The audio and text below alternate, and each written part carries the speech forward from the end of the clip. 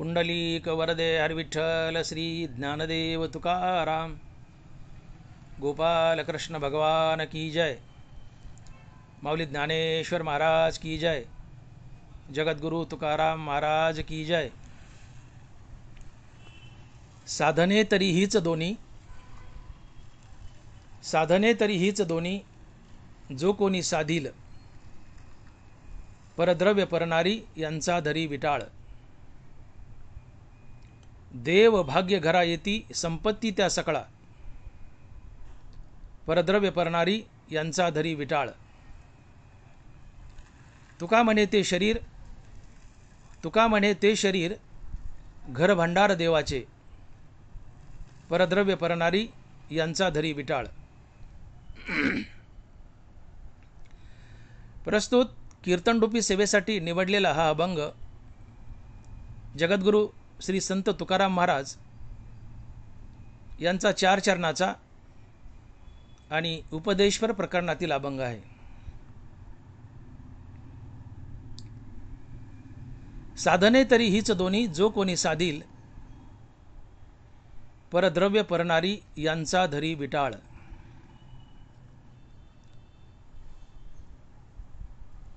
तुकोबारायांनी संपूर्ण गाथा पॉझिटिव्ह लिहिली, अर्थात असं करा असं करा असं करा तुम्हाला देव भेटेल।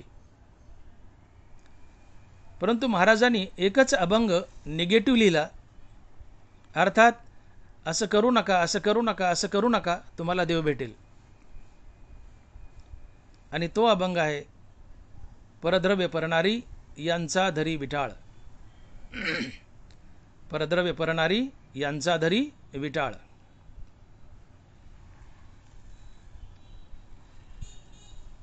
महाराज म्हणतात तुम्ही परद्रव्य परणारीचा विटाळ धरा,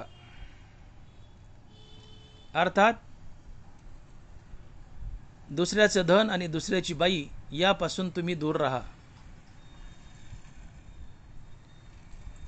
परद्रव्य परणारी यांचा धरी विटाळ याचा अर्थ असा होतो की दुसऱ्याचं धन चोरी लबाडी व भ्रष्टाचाराने लुटू नये आणि परस्त्री भोगू नये,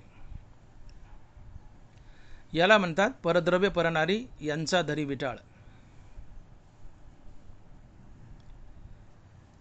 परद्रव्य परणारीचा विटाळ जर धरला तर काय फायदा होतो, तुकोबाराय आजच्या या अभंगातून सांगतायत आणि यावरच आपल्याला चिंतन मांडायचे।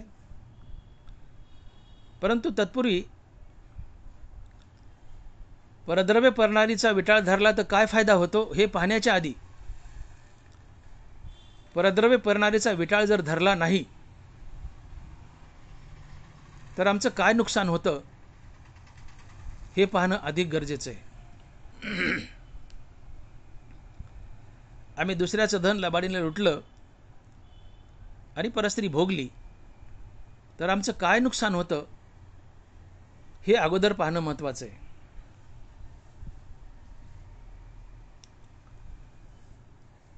ज्ञानोबाराय म्हणतात भाग्य तेथ विलासू, सुख तेथ उल्लासू, हे असो तेथ प्रकाशू सूर्यजेत। जिथं सूर्य असतो तिथेच प्रकाश असतो, जिथे सुख असतं तिथे उल्हास असतो आणि जिथे भाग्य असतं तिथं विलास असतो, अर्थात श्रीमंती असते। ज्ञानोबाराय म्हणतात तुम्हाला भाग्य जर अनुकूल असेल तरच श्रीमंती लाभेल, अन्यथा नाही। प्रयत्नवाद आहे, परंतु त्याच्या जोडीला प्रारब्धवादही असावा, अर्थात तुम्हाला भाग्य अनुकूल असावं।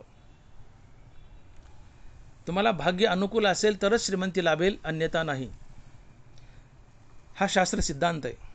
आणि म्हणून ज्ञानोबाराय लिहित आहेत की भाग्य तेथ विलासू, भाग्य अनुकूल असेल तरच माणसाला श्रीमंती लाभते। मनुष्य जन्माला येताना संपत्ती मिळवण्याचं भाग्य घेऊन जन्माला येतो। या भाग्याच्या बळावर मनुष्य श्रीमंतही होतो, परंतु या श्रीमंतीचा या पैशाचा योग्य विनियोग कसा करायचा याचं भाग्य घेऊन तो जन्माला येत नसतो। तर त्याला हे भाग्य या जन्मातील हरिनामाने आणि सतसंगतीनेच प्राप्त करून घ्यावं लागतं. अन्यथा या पैशाचा माणसाकडून दुरुपयोग होतो. या पैशाचा माणसाकडून दुरुपयोग होतो. हा पैसा वाईट मार्गात माणसाकडून खर्च केला जातो आणि या पैशाचा माणसाला फायदा होण्याच्याऐवजी तोटाच होतो. मनुष्य सद्गतीला जाण्याऐवजी अधोगतीला जातो, नरकाला जातो. कारण पैशाला जोडून एकूण 15 अर्थाचे अनर्थ वास करतात. नाथ महाराज भागवतात लिहित आहेत, ऐका माझे वचन त्रिसत्य, अर्थ सर्वांगे अनर्थभूत. पृथ्वी माझी जे जे अनर्थ तेथे अर्थात उपजती. ऐका माझे वचन त्रिसत्य, अर्थ सर्वांगे अनर्थभूत. पृथ्वी माझी जे जे अनर्थ तेथे अर्थात उपजती. नाथ महाराज म्हणतायत की या पृथ्वीवर जेवढ्या वाईट गोष्टी आहेत, अर्थात जेवढे काही अनर्थ आहेत, ते सर्वच्या सर्व पैशाच्या पोटी जन्म घेतात आणि पैशाच्या आश्रयाने जगत असतात. अर्थात या पृथ्वीवर सगळ्या वाईट गोष्टी पैशाच्या पोटी जन्म घेतात आणि पैसाच या वाईट गोष्टीचं पालन पोषणही करतो. अर्थ सर्वांगे अनर्थभूत. पृथ्वी माझी जे जे अनर्थ ते ते अर्थात उपजती. नाथ महाराज. एकूण 15 अर्थाचे अनर्थ आहेत. मोजा कांड्यावर मी सांगतो. असत्य, अविश्वास, चोरी, स्पर्धा, वैर, हिंसा, काम, क्रोध, गर्व, दंभ, मद, भेद, परस्त्री, जुगार आणि दारू. हे एकूण अर्थाचे 15 अनर्थ आहेत. या 15 पैकी एक जरी माणसाच्या जीवनात आला तर माणसाचं जीवन बर्बाद करायला तो एकटाच पुरेसा असतो. आणि ज्यावेळेस हे 15च्या 15 अर्थाचे अनर्थ माणसाच्या जीवनात येतील त्यावेळेस त्या माणसाचं काय वाटोळं होईल याचा तुम्हीच विचार करा. कारण पैशाला शाप आहे.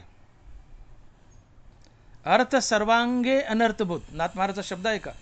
अर्थ सर्वांगे अनर्थभूत. अर्थात पैशाला शाप आहे. पैसा म्हणलं की या 15 गोष्टी अर्थात हे 15 अर्थाचे अनर्थ पैशाला जोडून आलेच.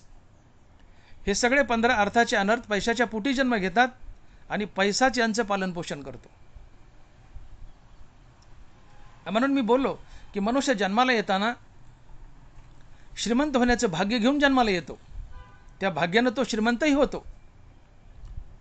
परंतु मिळालेल्या श्रीमंतीचा उपभोग कसा करून घ्यावा, सदुपयोग कसा करून घ्यावा याचं भाग्य घेऊन तो जन्माला येत नसतो. तर त्याला ते भाग्य या जन्मातील हरिनामाने आणि सतसंगतीनेच प्राप्त करावं लागतं. अन्यथा हाच पैसा या अर्थाच्या अनर्थामुळं त्याच्याकडून वाईट कामात खर्च होतो. त्याच्याकडून नाना प्रकारची पापं करून घेतो आणि मनुष्य सद्गतीला जाण्याच्या ऐवजी अधोगतीला जातो. त्याचा फायदा होण्याच्या ऐवजी तोटा होतो. पैशाने त्याला फायदा होण्याच्या ऐवजी त्याची हानीच होते. कारण पैशाला जोडून अर्थाचे अनर्थ असतात.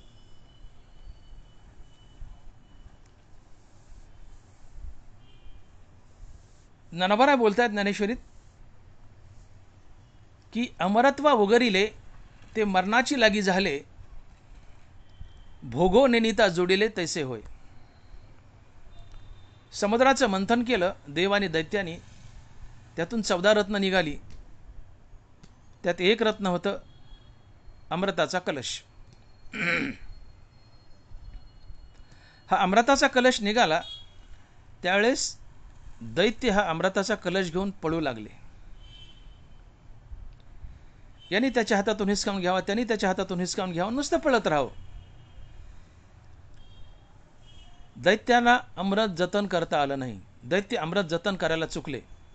त्यांनी अमृत प्यायला पाहिजे होतं, परंतु अमृत पिले नाही. नुसतं एकामेकाच्या हातातून हिसकावून घ्यायचं आणि पळत सुटायचं. दैत्याला अमृताचा योग्य विनियोग करता आला नाही. म्हणून त्यांना या अमृताने अमरत्व येण्याच्या ऐवजी त्यांच्या नशिबी मरण आलं. ते तर अमरत्वा वगैरिले ते मरणाची लागी झाले. भोगो निनिता जोडिले ऐसे होय. ज्ञानोबा आहे. अमृताचा दैत्यांना योग्य विनियोग करता आला नाही, म्हणून अमृतानं त्यांना अमरत्व येण्याच्या ऐवजी मरण आलं. वस्तू मिळाली, पण तिचा योग्य उपभोग घेता यावा, तिचा योग्य विनियोग करता यावा, तर ती फायद्याची ठरते, अन्यथा ती घातक ठरते. ज्ञानोबा बोलले, नहुष स्वर्गाधिपती इंद्र झाला, तो रहाटी भांबावला, तो भुजंगत्वा पावला नेनशी काही. नहुष राजा त्याच्या पुण्याने स्वर्गातला इंद्र झाला, पण त्याला इंद्रपद चालवता येईना, तो भांबावला. शेवटी पदच्युत झाला आणि पृथ्वीवर येऊन मृत्यूलोकात येऊन त्याचा भुजंग बनला, साप बनला. नहुषाला इंद्राचं पद मिळालं, पण चालवता आलं नाही. पदच्युत झाला, त्याचं पतन झालं आणि भुजंग झाला, साप झाला. सामान्य बीक आले. सामान्य माणसाला एखादं जर पद मिळालं तर ते त्याला चालवता येत नाही, त्याचा दुरुपयोग करतो. तसं पात्रता नसताना जर वाजवीपेक्षा जास्त पैसा जर माणसाच्या जवळ आला तर त्याचाही माणसाला सदुपयोग करता येत नाही. त्याच्याकडून तो वाईट कामात खर्च होतो, त्याच्याकडून पाप करून घेतो आणि तो पैसा त्याला नरकाला घालतो. सद्गती मिळण्याऐवजी त्याला अधोगती मिळते, तो मनुष्य नरकाला जातो. का? तर अर्थाला जोडून 15 अर्थाचे अनर्थ वास करतात. हे 15 अनर्थ तुमच्याकडून पाप करून घेतात, वाईट वागून घेतात आणि तुम्हाला नरकाला धाडतात. म्हणून पैसाही आला तर त्याचा योग्य विनियोग करण्याची पात्रता आपल्या अंगी असावी लागते. म्हणून मी बोललो सुरुवातीला की पैसा मिळवण्याचं भाग्य घेऊन आलात, भाग्यानं पैसा मिळालाही. पैसा मिळवण्याचं भाग्य घेऊन आलात, पण पैशाचा योग्य विनियोग कसा करायचा याचं भाग्य घेऊन माणूस जन्माला येत नसतो. तर ते भाग्य त्याला या जन्मातील हरिनामाने आणि सतसंगतीने प्राप्त करावं लागतं. तेव्हा त्याच्याकडून पैशाचा योग्य विनियोग होतो. अन्यथा या अर्थाच्या अनर्थामुळे माणसाकडून पैशाचा दुरुपयोग होतो, तो वाईट कामात खर्च केला जातो. हा पैसा त्याच्याकडून किंवा ही अर्थाचे अनर्थ त्याच्याकडून नाना प्रकारची पापं करून घेतात आणि शेवटी माणसाचं पतन होतं. आणि म्हणून तुकोबारांनी इशारा केलाय की परद्रव्य परनारी हे अर्थाचे अनर्थ आहेत आणि कसे घातक आहेत. 15 अर्थाच्या अनर्थापैकी परस्त्रीचं आकर्षण हा अर्थाचा अनर्थ सर्वात घातक आहे.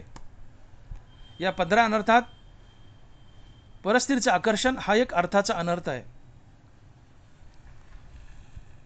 ज्याला परद्रव्य परनारी म्हटले. दुसऱ्याचा पैसा आणि दुसऱ्याची बाई याचं आकर्षण म्हणजे परद्रव्य परनारीचं आकर्षण. दुसऱ्याचा पैसा लबाडीने लुटणे आणि दुसऱ्याची बाई भोगणे याचं आकर्षण म्हणजे परद्रव्य परनारीचा अभिलाष. तर परद्रव्य परनारीचा अभिलाष हे अर्थाच्या अनर्थापैकी सर्वात मोठा अनर्थ आहे. हे परस्त्रीचं आकर्षण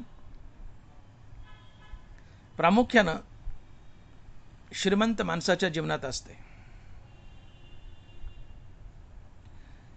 याची साक्ष नाथ महाराज देत आहेत. नाथ महाराज भागवतात लिहित आहेत, स्त्री, द्यूत, मद्यपान या तिही ते वाढवी धन, हे तिन्ही अनर्थ दारून धनवंता पूर्ण आदळती. ओवी पुन्हा एकदा ऐका, अतिशय महत्वाची. स्त्री, द्यूत, मद्यपान या तिही ते वाढवी धन, हे तिन्ही अनर्थ दारून धनवंता पूर्ण आदळती. स्त्री म्हणजे परस्त्रीचा भोग, मद्य म्हणजे दारू पिणे आणि द्यूत म्हणजे जुगार खेळणे. स्त्री, द्यूत, मद्यपान या तिही ते वाढवी धन. परस्त्री, जुगार आणि दारू या तिन्ही गोष्टीचा जन्म धनातून होतो. या तिही ते वाढवी धन. परस्त्री, जुगार आणि दारू या तीन गोष्टीला धनामुळं, पैशामुळं बळ येतं. आणि हे तिन्ही अर्थाचे अनर्थ, परस्त्री, जुगार आणि दारू, हे प्रामुख्यानं धनवंतावर येऊन आदळतात. हे नाथ महाराज म्हणतात, हे तिन्ही अनर्थ दारून धनवंता पूर्ण आदळती. अर्थात परस्त्री, जुगार आणि दारू या तीन अर्थाच्या अनर्थाचा जन्म पैशापासून होतो आणि पैसा त्यांचं पालन पोषण करतो. आणि प्रामुख्याने हे तिन्ही अर्थाचे अनर्थ धनवंतावर येऊन आदळतात. अर्थात मनुष्य जितका श्रीमंत तितके हे तीन अनर्थ त्याच्या जीवनात वास करतात. मनुष्य धनवान म्हणला की त्याच्या जीवनात परस्त्री आलीच. मनुष्य धनवान म्हणलं की त्याच्या जीवनात जुगार आलाच. मनुष्य धनवान म्हणलं की त्याच्या जीवनात दारू आलीच. हे तिन्ही अनर्थ दारून धनवंता पूर्ण आदळती. अर्थात मनुष्य जेवढा श्रीमंत तितकं त्याला परस्त्रीचं आकर्षण असते. घरामध्ये लक्ष्मी समान पत्नी हात पसरून उभी असते, पण हा तिच्याकडे डोंकूनही पाहत नाही. हा सतत परस्त्रीकडे धावतो.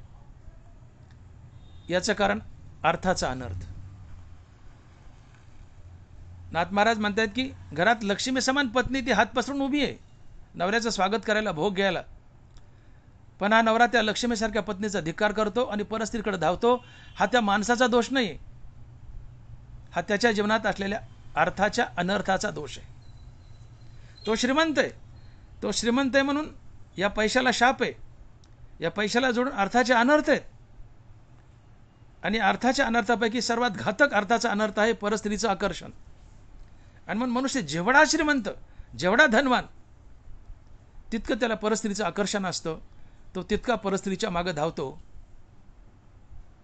आणि परस्त्री भोगून आपलं पतन करून घेतो. परस्त्री भोगणं पाप आहे. कारण शास्त्रानं नियम घालून दिलाय, जसं एका खुंट्याला एक बैल बांधावा, तसं एका पत्नीरूपी खुंट्याला एक पतिरूपी बैल बांधावा. एक नवरा, एक बायको, एक बाणी, एक वचनी, एक पत्नी. प्रभू रामचंद्र. त्यामुळेच एक पत्नी. पत्नी हा खुंटा आहे आणि मनुष्य हा बैल आहे. एका पत्नीरूपी खुंट्याला एक पतिरूपी बैल बांधावा. अर्थात माणसानं आपल्या पत्नीशीच भोग घ्यावा, परस्त्रीची भोग घेऊ नये. हे शास्त्रानं वर्ज्य केलंय. परस्त्रीशी भोग घेणं हे पाप आहे. ज्ञानोबारायची साक्ष देत आहेत, माऊली लिहित आहेत, परदाराधिक पडे विरुद्ध ऐसे नावडे, परी शेळीची नि तोंडे सेंगचरी.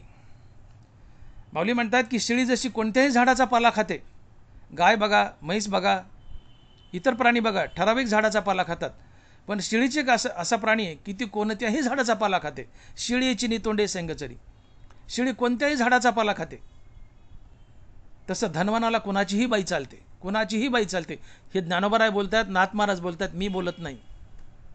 हो, परदार अधिक पडे विरुद्ध ऐसे नावडे, परी शेळीचे नि तोंडे सेंगचरी.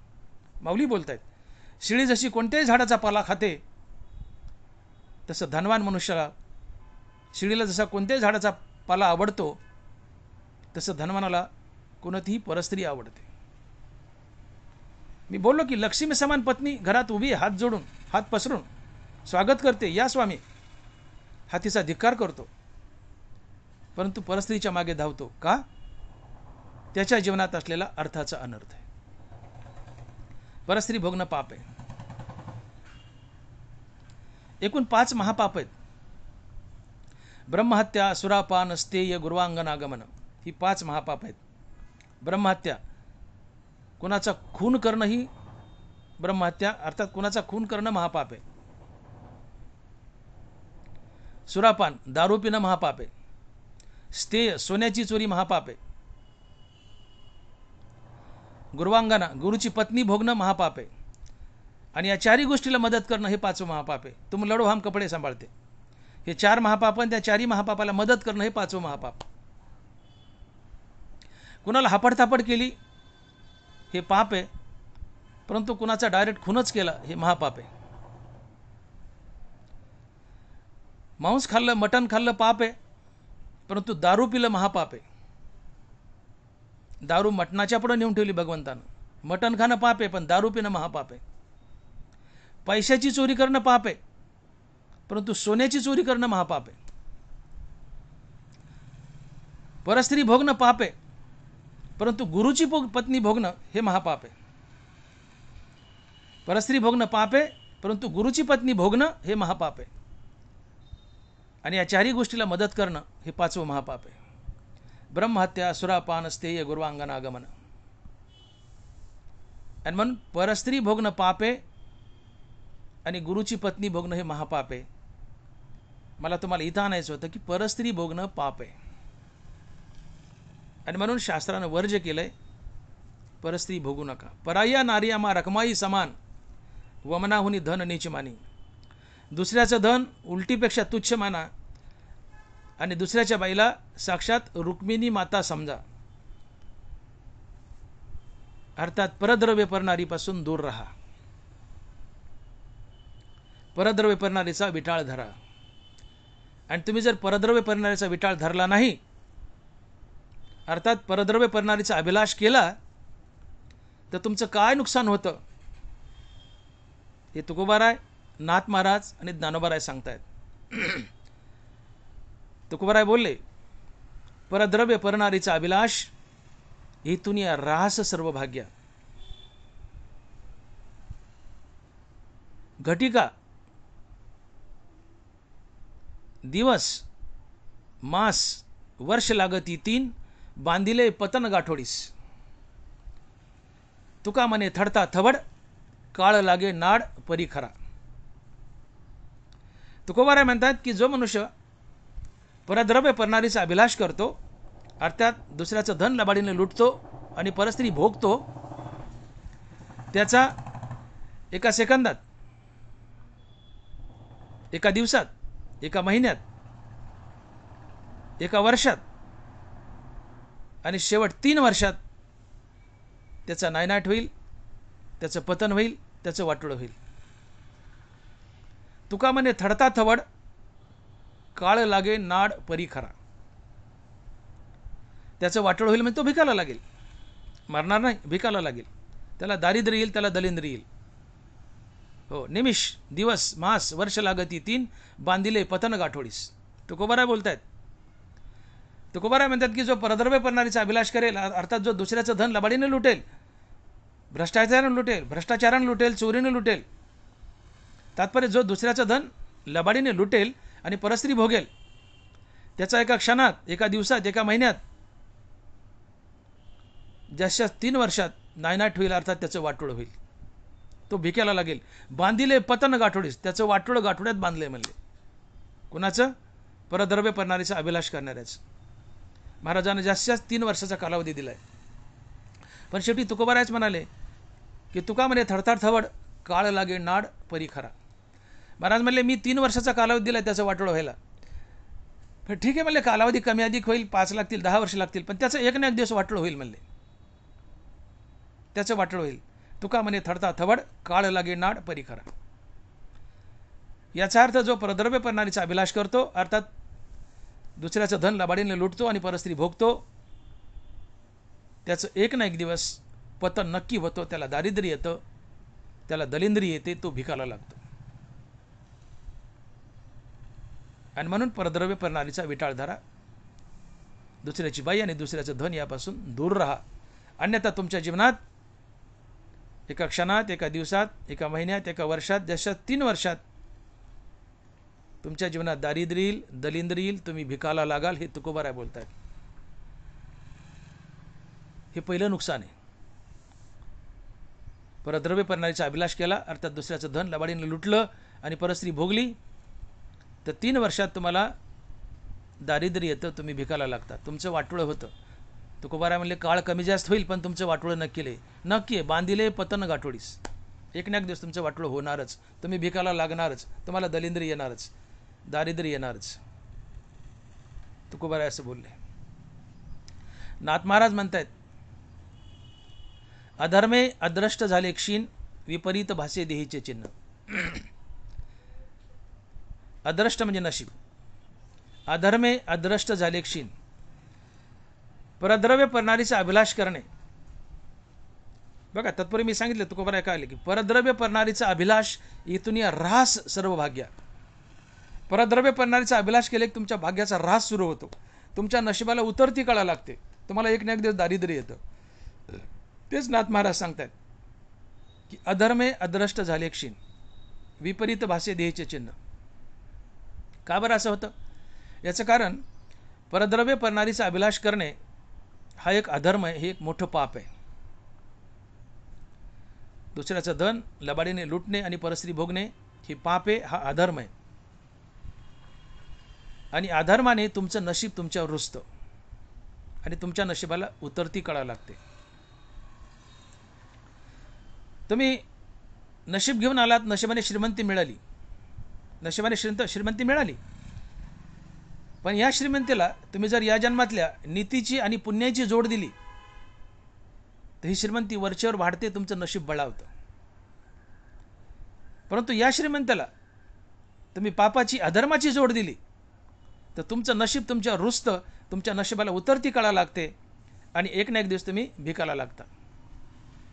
आणि म्हणून नाथ महाराज लिहितात की अधर्मे अद्रष्ट झाले क्षीण. परद्रव्य परणारीचा अभिलाष करणे हा अधर्म आहे आणि अधर्मामुळे तुमचं नशीब क्षीण होतं, अर्थात लयात जातं, त्याला उतरती कळा लागते आणि एक ना एक दिवस तुम्ही भिकाला लागता. अधर्मे अद्रष्ट झाले क्षीण, विपरीत भासे देहीचे चिन्ह. परद्रव्य परणारीचा अभिलाष करणे हे पाप आहे, अधर्म आहे. आणि अधर्मानं तुमच्या जीवनात अधर्म आला की तुमचं नशीब तुमच्यावर रुजतं, तुमच्या नशिबाला उतरती कळा लागते आणि तुम्ही भिकाला लागता. आणि म्हणून नाथ महाराज म्हणतायत की अधर्मे अद्रष्ट झाले क्षीण, विपरीत भाषे देहीचे चिन्ह. नाथ महाराज दानवराय म्हणतात अद्रष्ट झाली या उदासू, पालटे श्रीमंताचा विलासू, पुनमे पाठी शीतांशू पालटे जैसा. तुम्ही जर परद्रव्य परणारीचा अभिलाष केला तर हा अधर्म आहे आणि या अधर्मामुळं तुमचं नशीब तुमच्याबद्दल उदास होतं, तुमच्यावर रुजतं. अद्रष्ट झाली या उदासू, पालटे श्रीमंताचा विलासू, पुनवे पाठी शीतांशू पालटे जैसा. ज्ञानोबा आहे. परद्रव्य परणारीचा अभिलाष केलाय हा अधर्म आहे. अधर्मानं तुमचं नशीब तुमच्यावर रुजतं, तुमच्या नशिबाला उतरती कळा लागते. आणि जसा पुनवेकडून अमावस्येकडे जाणारा चंद्र हळूहळू कमी होत होत अमावस्येला पूर्ण संपतो, तसं तुमचं नशीब हळूहळू कमी होत होत होत एक ना एक दिवस पूर्ण संपतं आणि तुम्ही भिकाला लागता, तुम्हाला दारिद्र्य येतं. आणि म्हणून परद्रव्य परणारीचा अभिलाष करू नका, परद्रव्य परणारीचा विटाळ धरा. या तिन्ही महासंतांनी सांगितले की परद्रव्य परणारीचा अभिलाष केला तर परद्रव्य परणारीचा अभिलाष करणे हा अधर्म आहे, हे पाप आहे, हा अधर्म आहे. आणि अधर्मानं तुमचं नशीब तुमच्यावर रुजतं, तुमच्या नशिबाला उतरती कळा लागते आणि एक ना एक दिवस तुम्ही भिकाला लागता, तुम्हाला दारिद्र्य येतं, तुम्हाला दलिंद्री येते. आणि म्हणून मी सुरुवातीला जो विषय मांडला होता की परद्रव्य परणारीचा अभिलाष केला अर्थात दुसऱ्याचं धन लबाडीने लुटलं आणि परस्त्री भोगली तर आमचा काय तोटा होतो, तर हा तोटा आहे की एक ना एक दिवस तुम्ही भिकाला लागता. का? तर परद्रव्य परणारीचा अभिलाष करणे हे पाप आहे, हा अधर्म आहे. अधर्मामुळे तुमचं नशीब तुमच्यावर रुजतं, तुमच्या नशिबाला उतरती कळा लागते आणि एक ना एक दिवस तुम्ही भिकाला लागता, तुम्हाला दारिद्र्य येतं, तुम्हाला दलिंद्री येते. आणि म्हणून परद्रव्य परणारीचा अभिलाष करू नका, उलट परद्रव्य परणारीचा विटाळ धरा. परद्रव्य परणारी यांचा धरी विटाळ. आणि म्हणून परद्रव्य परणारीचा अभिलाष केला तर आमच्या जीवनात दारिद्र्य येतं आणि आम्ही नरकाला जातो. हे महत्त्वाचे दोन तोटे होतात. परद्रव्य परणारीचा अभिलाष केला तर आमच्या जीवनात दारिद्र्य येतं आणि आम्ही नरकाला जातो. आणि म्हणून आमच्या जीवनात दारिद्र्य येऊ नये आणि आम्ही नरकाला जाऊ नये म्हणून तुम्ही परद्रव्य परणारीचा विटाळ धरा हे तुकोबाराय अभंगाच्या पहिल्या चरणात सांगतायत आणि महाराज लिहित आहेत की परद्रव्य परणारी यांचा धरी विटाळ. परद्रव्य परणारी यांचा धरी विटाळ. तुकोबाराय म्हणतात एक वेळेस तुम्ही विटाळशीचा विटाळ धरू नका. धरायचा तर धरा, ती तुमची मर्जी.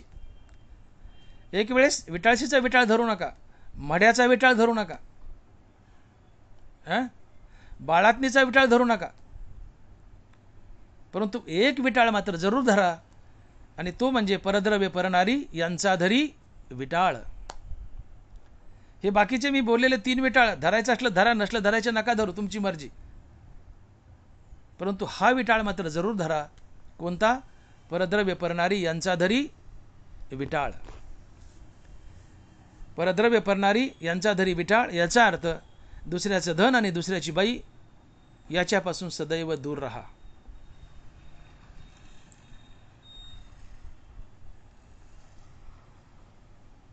परद्रव्य परणारी यातली परणारी ही आमच्या जीवनाला आणि परमार्थाला या दोन्ही गोष्टीला सर्वात घातक आहे. सर्वात घातक. परस्त्रीच्या आकर्षणानं इंद्रा चंद्रासारखे पतित झाले, कलंकित झाले. इंद्र अहिल्याकडे गेला, चंद्रानं गुरु बृहस्पतीची पत्नी पळवली, पतित झाले, कलंकित झाले. आणि म्हणून तुकोबाराय लिहित आहेत इंद्रा पडली भग चंद्र झाला काळा, नारद चुकला चाळा भजनाचा. इंद्रा पडली भग चंद्र झाला काळा, नारद चुकला चाळा भजनाचा. इंद्राला भग पडली, चंद्र काळा झाला. का? चंद्रानं गुरु बृहस्पतीची पत्नी पडवली, इंद्र अहिल्याकडे गेला, कलंकित झाले, पतित झाले. इंद्रा चंद्रासारख्याची ही परिस्थिती तर तुमची आमची काय परिस्थिती असेल. आणि म्हणून मी बोललो की लौकिक जीवनातही परस्त्रीचा भोग आम्हाला पतित करतो, आमच्या जीवनात दारिद्र्य आणतो आणि नरकाला धाडतो. आणि परमार्थिक जीवनातही परस्त्रीचा भोग आमचा परमार्थ कडीला जाऊ देत नाही. आणि म्हणून तुकोबाराय एका अभंगातून लिहित आहेत की एकांती लोकांती स्त्रियासी भाषण, प्राण गेल्या जान करू नये. एकांती लोकांती स्त्रियासी भाषण, प्राण गेल्या जान करू नये. साधकाची दशा उदास असावी, उपाधी नसावी अंतर्बाह्य. लवलुप्यता काय निद्रे ते जिनावे, भोजन करावे परिमित. एकांती लोकांती स्त्रियासी भाषण, प्राण गेल्या जान करू नये. मला इथं आणायचं तुम्हाला. तुकोबाराय म्हणतात एकांतात तर सोडा, लोकांतात सुद्धा परस्त्रीशी भाषण करू नये. नाथ महाराज तर भागवतात म्हणतात की स्त्री दिसली, बाई दिसली की यप्पलायन, अर्थात बाई दिसली की पळून जा. नाथ महाराजांनी शब्द वापरलाय यप्पलायन. बाई दिसली की चिंगाट पळून जा. नाथ महाराज भागवतात लिहित आहेत की आपल्या पोटच्या लेकीसोबत एकांतात एका पलंगावर झोपू नये. हे नाथ महाराज भागवतात लिहित आहेत.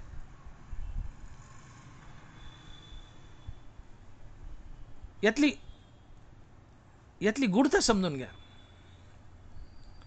की हे संत महात्मे परस्त्रीपासून दूर राहा असं का म्हणतायत. कारण माणसाला निसर्गताच परस्त्रीचं आकर्षण आहे. मी बोललो की लक्ष्मीसारखी पत्नी हात पसरून उभी आहे तरी मनुष्य परस्त्रीकडे धावतो. एक तर निसर्गता आकर्षण आहे माणसाला परस्त्रीचं, आणि दुसरी गोष्ट हे अर्थाच्या अनर्थामुळं हे अर्थाचे अनर्थ तुम्हाला परस्त्रीकडे घेऊन जातात. परस्त्रीचं आकर्षण हा सर्वात मोठा अर्थाचा अनर्थ आहे. जितका पैसा जास्त तुमच्याजवळ तितकी तुम्हाला परस्त्री आवडेल, मनुष्य परस्त्रीकडे धावेल. आणि म्हणून साधकानं आपली साधना कडीला जावी असं वाटत असेल तर एकांतात सोडा, लोकांतातही परस्त्रीला बोलू नये, हे तुकाराम महाराज म्हणतायत. आणि लौकिक जीवनातही आपणही परस्त्रीचं अट्रॅक्शन टाळावं. परस्त्रीच्या अट्रॅक्शनानं, परस्त्रीच्या भोगानं तुमचं पतन होतं, तुम्हाला दारिद्र्य येतं. तुम्ही बघा, थोडंसं पाठीमागं जा, एक जास्त 40 वर्ष मागे जा. गडगंज श्रीमंत लोक होते. 100 एकर जमीन, 10-20 बैल, 5-50 गाई म्हशी, 100 जनावर असायचे, बैल गाई म्हशी मिळून. त्या जनावराचा कोठा गच्च भरलेला असायचा. ती जनावर जर सोडली तर अर्धा तास लागायचा लोकांना रस्ता क्रॉस करायला. एवढी जनावर हटतच नव्हती, हटता 100 जनावर. एवढे धनाढ्य लोक होते, श्रीमंत लोक होते. 4-4, 5-5 गडी त्यांच्या कामावर होते. 5-5, 10-10 अवतं शेतावर चालायची. एवढे श्रीमंत, एवढे जागीरदार. परंतु आज तीच माणसं एवढी कंगाल झाली, ती मेली तर त्यांना पुरायला स्वतःच्या मालकीची जमीन नाही राहिली. त्यांना दात घासायला माती शिल्लक राहिली नाही. 100 एकरचा मालक, 100 जनावर, 5-5, 10-10 गडी कामावर, एवढा धनाढ्य माणूस, पण आज मेला तर पुरायला स्वतःच्या मालकीची जमीन नाही किंवा दात घासायला स्वतःची माती शिल्लक नाही. का? ते एवढे भिकाला का लागले? याचं कारण परद्रव्य परनारीचा अभिलाष. त्यांना दारिद्र्य का आलं? याचं कारण परद्रव्य परनारीचा अभिलाष. हे धनाढ्य माणसं, हे अर्थाच्या अनर्थामुळे हा पैसा त्यांना परस्त्रीकडे घेऊन जात होता. हो, यांनी परस्त्री भोगली. हा अधर्म आहे. परस्त्री भोगणं अधर्म आहे. आणि हा अधर्म तुम्हाला नरकालाच घेऊन जातो आणि दारिद्र्य आणतो. एका एका धोतराच्या पानावर आणि एका एका ज्वारीच्या पोत्यावर गरिबाच्या एकरच्या एकर जमिनी या लोकांनी हडप केल्या. 1 पोते दाणे द्यायचे, ज्वारी द्यायची, 1 एकर शेत लिहून घ्यायचं, व्याजाचं व्याज करायचं आणि ती 1 एकर जमीन हडपायची. असं अल्पशा पैशावर एका पोत्यावर ज्वारीच्या किंवा एका धोतराच्या पानावर एकरच्या एकर शेतं या जमीनदाराने गोरगरिबाची लुटली.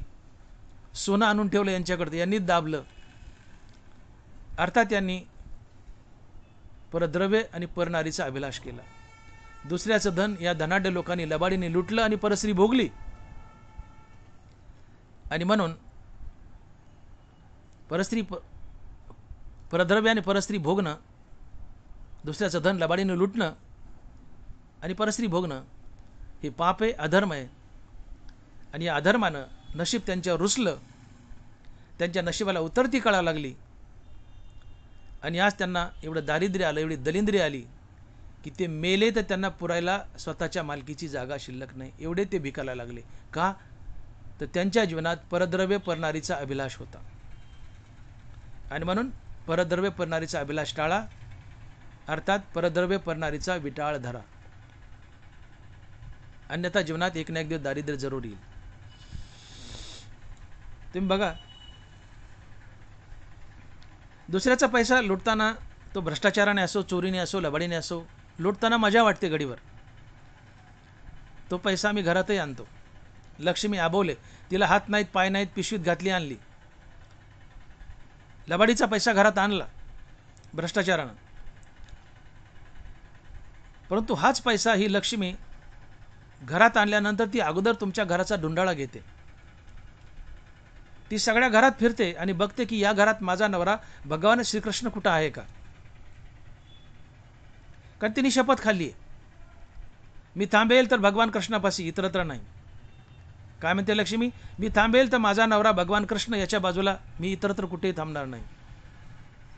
तसे सकळ पुरुषार्थ जेने स्वामी का सनात, तो श्रीकृष्ण राव जेथ तेथ लक्ष्मी. लक्ष्मीने शपथ खाल्ली. ऐका वाक्य, धनोबाराची वही, तो श्रीकृष्ण राव जेथ तेथ लक्ष्मी. हे असो लक्ष्मी स्थिरावली मुकुंदी जैसे. लक्ष्मी कुठं स्थिरावते? मुकुंद कृष्णापाशी. लक्ष्मी कुठे उभे राहते? लक्ष्मी कुठे उभे राहते? भगवान कृष्णापाशी. लक्ष्मी कृष्णापाशी उभी आहे, मग हा कृष्ण कुठं उभा आहे? तर कृष्ण नीती आणि भक्तीपाशी उभा आहे. आणि म्हणून एक सरळ सरळ समीकरण ठरतं की नीती आणि भक्तीपाशी कृष्ण आणि कृष्णापाशी लक्ष्मी. बघा, माझे भक्त गाती जिथे नारदा, मी उभा तिथे. अर्जुनाला देवानी 2 जागा दाखवल्यात प्रामुख्याने, की अर्जुन देव अर्जुनाला म्हणतात की अर्जुना, तुला जर कधी वाटलं की भगवान कृष्णाला शोधावं तर मी तुला म्हणले माझा कायमचा पत्ता सांगतो. मी एक वेळी वैकुंठी नसे, भानुबिंबीही न दिसे, वरी योगियांची मानसे उमरडोनी जाय. परी तयापाशी पांडवा, मी हरपला घेवंसावा, जेत नाम घोषी बरवा, करीती ते माझा. देवाने सांगितलं की अर्जुना, एक वेळेस मी सूर्याच्या तेजात नसेल, योग्याच्या ध्यानात नसेल, एक वेळेस मी वैकुंठातही नसेल, पण तिथं मात्र जरूर असेल की जिथं माझं भजन जय जय रामकृष्ण हरी चालू आहे. माझी भक्त गाती जिथे, नारदा मी उभा तिथे. तुकोबरा आहे. देव आपल्या नामापाशी उभा आहे. देव भक्तीपाशी उभा आहे, देव नीतीपाशी उभा आहे. तुम्ही नीती हा शब्द फोडा. न अधिक इति बरोबर नीती. न म्हणजे नाही आणि इति म्हणजे शेवट. जिला कधीच शेवट नाही ती नीती असते. आणि या जगात ज्या गोष्टीला कधीच शेवट नाही अशी एकच गोष्ट आहे, ती आहे परमात्मा. पण परमात्मा नीती आहे आणि नीती हाच परमात्मा आहे. आणि म्हणून नाथ महाराज भागवतात उद्धवाला सांगतायत की ते नीतीची नीती मी श्रीपती जान निश्चिती उद्धवा. भगवान श्रीकृष्ण नीतीचीही नीती आहे. अर्थात नीती हा देव आहे, देव हीच नीती आहे. नीती हाच परमात्मा, परमात्मा हीच नीती आहे. म्हणून भगवान कृष्ण भक्तीपाशी उभा आहे, भगवान कृष्ण नीतीपाशी उभा आहे. मग ज्या लबाडानं आपल्या घरात लक्ष्मी आणली आहे, भ्रष्टाचारानं, चोरीनं, लबाडीनं, परंतु हे लबाडाचं घर, याच्या जीवनात नीती नाही आणि भक्ती नाही आहे, म्हणून त्या घरात गुप्त रूपानं भगवान कृष्णाचा वास नाही. कारण भगवान कृष्ण शपथ खाली थांबेल तर नीती आणि भक्तीपाशी. हे लबाडाचं घर आहे, ज्याने लबाडीने पैसा आणलाय ते घर लबाडाचं. त्याच्या जीवनात नीती नाही, भक्ती नाही, म्हणून तिथं कृष्ण नाही. गुप्त रूपाने कृष्ण नाही म्हणून लक्ष्मी म्हणते मी थांबणार नाही, कारण तिने शपथ खाली थांबेल तर कृष्णापाशी. आणि मग लक्ष्मी म्हणते माझा कृष्ण नाही, कारण या घरात लबाडाचं घर असल्यामुळे नीती नाही, भक्ती नाही. नीती नाही, भक्ती नाही म्हणून कृष्ण नाही. कृष्ण नाही म्हणून लक्ष्मी म्हणते मला आणले पण मला थांबायचं नाही, निघून जायचं आहे. आणि मग निघून जाण्यासाठी लक्ष्मी त्या करप्ट भ्रष्ट लबाड माणसाच्या जीवनात 5 शत्रू सोडते. या 5 शत्रूच्या मार्फत त्या धनाचा नायनाट करते आणि निघून जाते आणि त्या माणसाला भिकायला लावते. हे 5 शत्रू कोणते? नाथ महाराज भागवतात लिहित आहेत. दायाद चोर राजा आगी, अधर्मे रोग संचरे अंगी, हे 5 जण 5 विभागी, द्रव्यनाशा लागी पावती. दायाद, दायाद या शब्दाचा अर्थ होतो आपले भाऊबंद आपल्या वाईटावर टपणे, आपलं धन लबाडीने लुटणे आणि हे धन वाम मार्गात खर्च करणे, वाईट मार्गात खर्च करणे. दायाद या शब्दाचे 2 अर्थ सांगितले नाथ महाराजांनी. पहिला की दायाद म्हणजे आपले भाऊबंद आपल्या वाईटावर टाकतात, आपलं धन लुटतात आणि ते वाईट मार्गात खर्च करतात आणि आपल्याला भिकायला लावतात, हा दायाद आहे. आणि दुसरा अर्थ आहे की लक्ष्मी आपल्या अवलादीला दुर्बुद्धी फोडते, बाई बाटली ताटली इकडे झुकवते, या मुलाला वाईट वागायला लावते आणि वाईट कामात पैसा खर्च करायला लावते आणि निघून जाते. याला दायाद म्हणतात. तात्पर्य आपले भाऊबंद आणि आपली अवलाद आपलं लबाडीचं धन लुटतात, वाईट मार्गात खर्च करतात आणि आम्हाला भिकायला लावतात. हा पहिला शत्रू आहे दायाद. दुसरा चोर, त्या धनाची चोरी होते. तिसरा दायाद चोर राजा, त्यावर इन्कम टॅक्सची धाड पडते किंवा नोटबंदी होते आणि तो मनुष्य भिकायला लागतो. दायाद चोर राजा आगी, त्या धनाला आग लागते आणि ते धन नाहीसं होतं. दायाद चोर राजा आगी. 5वा शत्रू अधर्मे रोग संचरे अंगी, हे 5 जण 5 विभागी, द्रव्य नाशा लागी पावती. अधर्मे रोग संचरे अंगी, या पहिल्या 4 शत्रूच्या तावडीतून माणूस सुटला तर 5वा शत्रू टपकतो. तो काय? अधर्मे रोग संचरे अंगी. ज्या माणसाने अधर्मानं लबाडीनं जर धन घरात आणले तर या लबाड माणसाला, अधर्मी माणसाला नाना प्रकारचे रोग होतात आणि हे रोग दुरुस्त करण्यात त्याचा पैसा खर्च होतो आणि तो भिकायला लागतो. आणि म्हणून बघा, एखादा लबाड भ्रष्ट करप्ट मनुष्य असतो, येतो आपल्या शर्टाची बटणं काढतो आणि म्हणतो बघा नाही माझ्या इथं काय काय काळं काळं कापलेलं काय. आपण म्हणतो काय हरते, आपण म्हणतो काय हरते काळं काळं. तो काय म्हणतो बघा नाही इथं काळं काळं काय माझ्या. आपण म्हणतो काय हरते, तो म्हणतो माझं 2 वेळेस बायपास झाले, माझं 2 वेळेस बायपास झाले. अरे 3 वेळेस होईल ना. तो का म्हणे पापे येते रोगाचे रूपे, अधर्मे रोग संचरे अंगी. पाप केलं तर जीवनात रोग येणार. आणि म्हणून तुम्ही लबाडीने जर पैसा घरात आणलाच, भ्रष्टाचाराने पैसा घरात आणला, तर याचा नायनाट करण्यासाठी 5 शत्रू टपलेले असतात. त्या दायाद चोर राजा आगी, अधर्मे रोग संचरे अंगी, हे 5 जण 5 विभागी, द्रव्य नाशा लागी पावती. लबाडाचं घर आहे, अधर्मी माणसाचं घर आहे. त्याच्या जीवनात भक्ती नाही, नीती नाही आहे. नीती नाही, भक्ती नाही, म्हणजे तिथं कृष्ण नाही गुप्त रूपाने. तिथं कृष्ण नाही म्हणून लक्ष्मीला निघून जायचं, कारण तिने शपथ खाली थांबेल तर कृष्णापाशी निघून जायचं. तर काय करायचं? तर दाया शत्रू पहिला टपकतो. दायात म्हणजे आमच्या जीवनात आमची भाऊबंद आमचं धन लुटतात आणि आम्हाला कंगाल करतात. आमची अवलाद वाईट मार्गाने वागते, वाईट मार्गात पैसा खर्च करते, निघून जाते. हा दायाद असतो. धनाचा नाश होतो. दुसरा, या धनाची चोरी होते, या धनाला आग लागते, धन नाहीसं होतं. या धनावर इन्कम टॅक्सची धाड पडते किंवा नोटबंदी होते, धन नाहीसं होतं. किंवा त्या अधर्मी माणसाला नाना प्रकारचे रोग होतात, ते रोग दुरुस्त करण्यात त्याचा पैसा खर्च होतो आणि तो बिकायला लागतो. आणि म्हणून लबाडीने, भ्रष्टाचाराने, करप्शनने पैसा आपल्या घरात आणू नका. बाप जगतो तो केवळ आपल्या अवलादीसाठी. लबाडीने पैसा घरात आणलाय, पण लक्ष्मीने निघून जाण्यासाठी अवलादीला दुर्बुद्धी फुटली. बाई बाटली ताटली इकडे झुकवलं. लबाडीचा पैसा घरात आला, पण अवलाद व्हायला गेली. बाई बाटली ताटली इकडे झुकली, अवलाद वाईट मार्गात वागू लागली. पैसा घरात आला, पण अवलाद व्हायला गेली. मग तुम्हाला लबाडीचा पैसा हवा आहे का चांगली अवलाद हवी, हे तुमचं तुम्ही ठरवा. पैसा आला, पण अवलाद वाया गेली. आणि नालायक अवलाद पोटी येणं बापाचे सर्वात मोठं दुःख असतं. बाप गरीब आहे, पण अवलाद सद्गुणी, त्याच्यासारखा श्रीमंत बाप तोच. बाप पैशावाला आहे, पण अवलाद नालायक आहे, त्याच्यासारखा भिकारी बाप तोच. बाप जगतच असतो अवलादीसाठी. पोटी नालायक अवलाद येणं हे बापाला अधर्मानं वागल्याची फेड असते. आणि म्हणून अधर्माचा पैसा, लांडी लबाडीचा पैसा घरात आणू नका. अवलाद व्हायला जाते, आणि अवलाद व्हायला जाणं हे बापाचं सर्वात मोठं दुःख असतं. आणि म्हणून परद्रव्य परणारी पासून सदैव दूर राहा. परद्रव्य परणारीचा विटाळ धरा. परद्रव्य परणारी यांचा धरी विटाळ.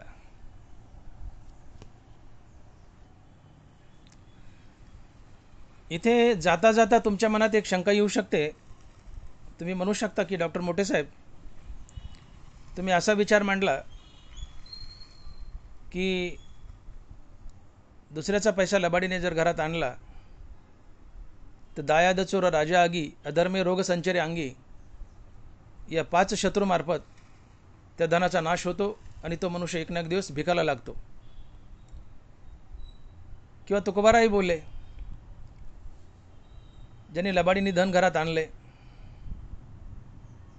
1 सेकंद, 1 दिवस, 1 महिना, 1 वर्ष, जसं 3 वर्ष, या कालावधीत त्याचं वाटळ होईल, तो भिकायला लागेल.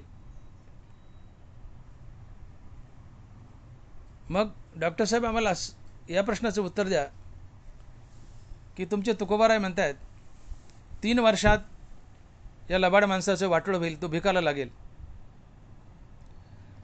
पण आम्ही काही काही घरं अशी पाहतो की 3 वर्ष सोडावं, 30-30 वर्ष झाली.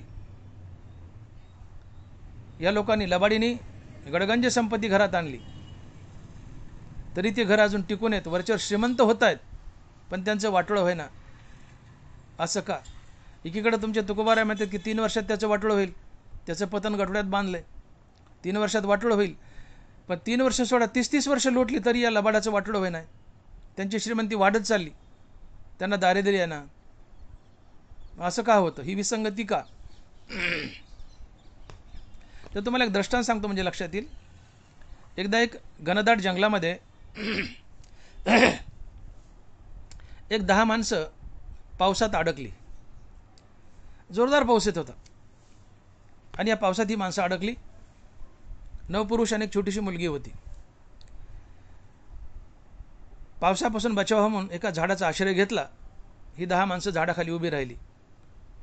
तेवढ्यात एक वीज सन सन सन करत या माणसाच्या जवळ आली झाडावर, पण पडली नाही, वापस गेली. वीज पुन्हा आली, पडली नाही, वापस गेली. पुन्हा आली, पडली नाही, वापस गेली. असं अनेकदा घडलं. त्यात एक म्हातारा माणूस होता, समजदार. तो म्हणला, ज्या अर्थी वीज येते आणि वापस जाते, याचा अर्थ आपल्या 10 पैकी नक्की कुणाचं एकाचं तरीच मरण आलंय, म्हणून ती पडाना. पडली तर सगळेच मरतील. आणि शास्त्र सिद्धांत असा आहे की मरण ठरलेलं असतं, त्याच वेळी येतं, त्याच्या अलीकडं मरण येत नाही. मीच नियमेला सांता काळू ग्रासितसे भूता. बरोबर आहे. भगवंतानं काळाला नियमन करून दिले की ज्याचं मरण जेव्हा ठरले तेव्हाच यावं, आधी येऊ नये. मग तो म्हातारा म्हणतो, नक्की? 10पैकी एकाचं मरण आले, बाकीच्यांचं मरण आलेलं नाही, म्हणून वीज परत जाते. पडली तर सगळेच मरतील. म्हणले मग आपण एक युक्ती करूयात. समोर आणखीन एक झाड आहे 100 फुटावर. आपण बारीबारीने एक एक जण त्या पुढच्या झाडाखाली जाऊ आणि असलं त्या माणसाचं मरण तर वीज त्या झाडावर त्या माणसावर पडेल आणि तो मनुष्य मरेल, बाकीचे 9 तरी आपण सुरक्षित राहू. अन्यथा आली वेळ तर हे 9लाही मरावं लागेल म्हणले. भीतीपोटी घाबरले. ठरलं. एक मनुष्य गेला त्या झाडाखाली, थोडा वेळ थांबला, वीज नाही पडली, परत आला. दुसरा गेला, थांबला, वीज नाही आली, परत आला. असे करून करून 9 माणसं त्या झाडाखाली जाऊन परत आले. वीज पडली नाही. आता उरला 10वा. ती 10वी होती एक छोटीशी मुलगी 9-10 वर्षाची. म्हणले आपण 9 जण जाऊन आलो, आपल्या अंगावर पडली नाही, आता ही पोरगी राहिली. म्हणले नक्की हिचंच मरण आलंय म्हणले. कारण बाकीच्या एक गेल्यावर बाकीचे 8 राहत होते आणि त्या 8मध्ये एक पोरगी होती ना, आणि मग 9 असल्यामुळे यांच्यावर पडू शकत नव्हती वीज, कारण एकच मरण आहे. म्हणले आपण 9 जण जाऊन आलो, आपल्या अंगावर वीज पडली नाही, याचा अर्थ या पोरीचं मरण आलं. हिला ढकला म्हणले, ढकला वीज येईल मरण म्हणले. मरणा पुढं कुणालाही भीती वाटते. ढकला म्हणले, ढकला ढकला, हिला ढकला म्हणले पुढं. सगळ्यांनी मिळून त्या पोरीला ढकललं. पोरगी रडायला लागली, नका हो मला ढकलू, नका मला ढकलू. छोटंसं बाळ ढकले, मर चाल म्हणले, मरणा पुढं. ढकली ढकली ढकली. मुलगी थोडी पुढं गेली, एक 10-20 पावलं पुढं गेली. हे 9 जण त्या झाडाखाली उभे, त्या मुलीला ढकलले. मुलगी 10-20 पावलं पुढं गेली की वीज आली. या 9 लोकांवर पडली, ती एकटी मुलगी वाचली. याला म्हणायचं आश्रित भाग्य. या 9 लोकांचं मरण आलं होतं, त्या मुलीचं मरण नव्हतं, पण मुलगी त्यांच्यात होती.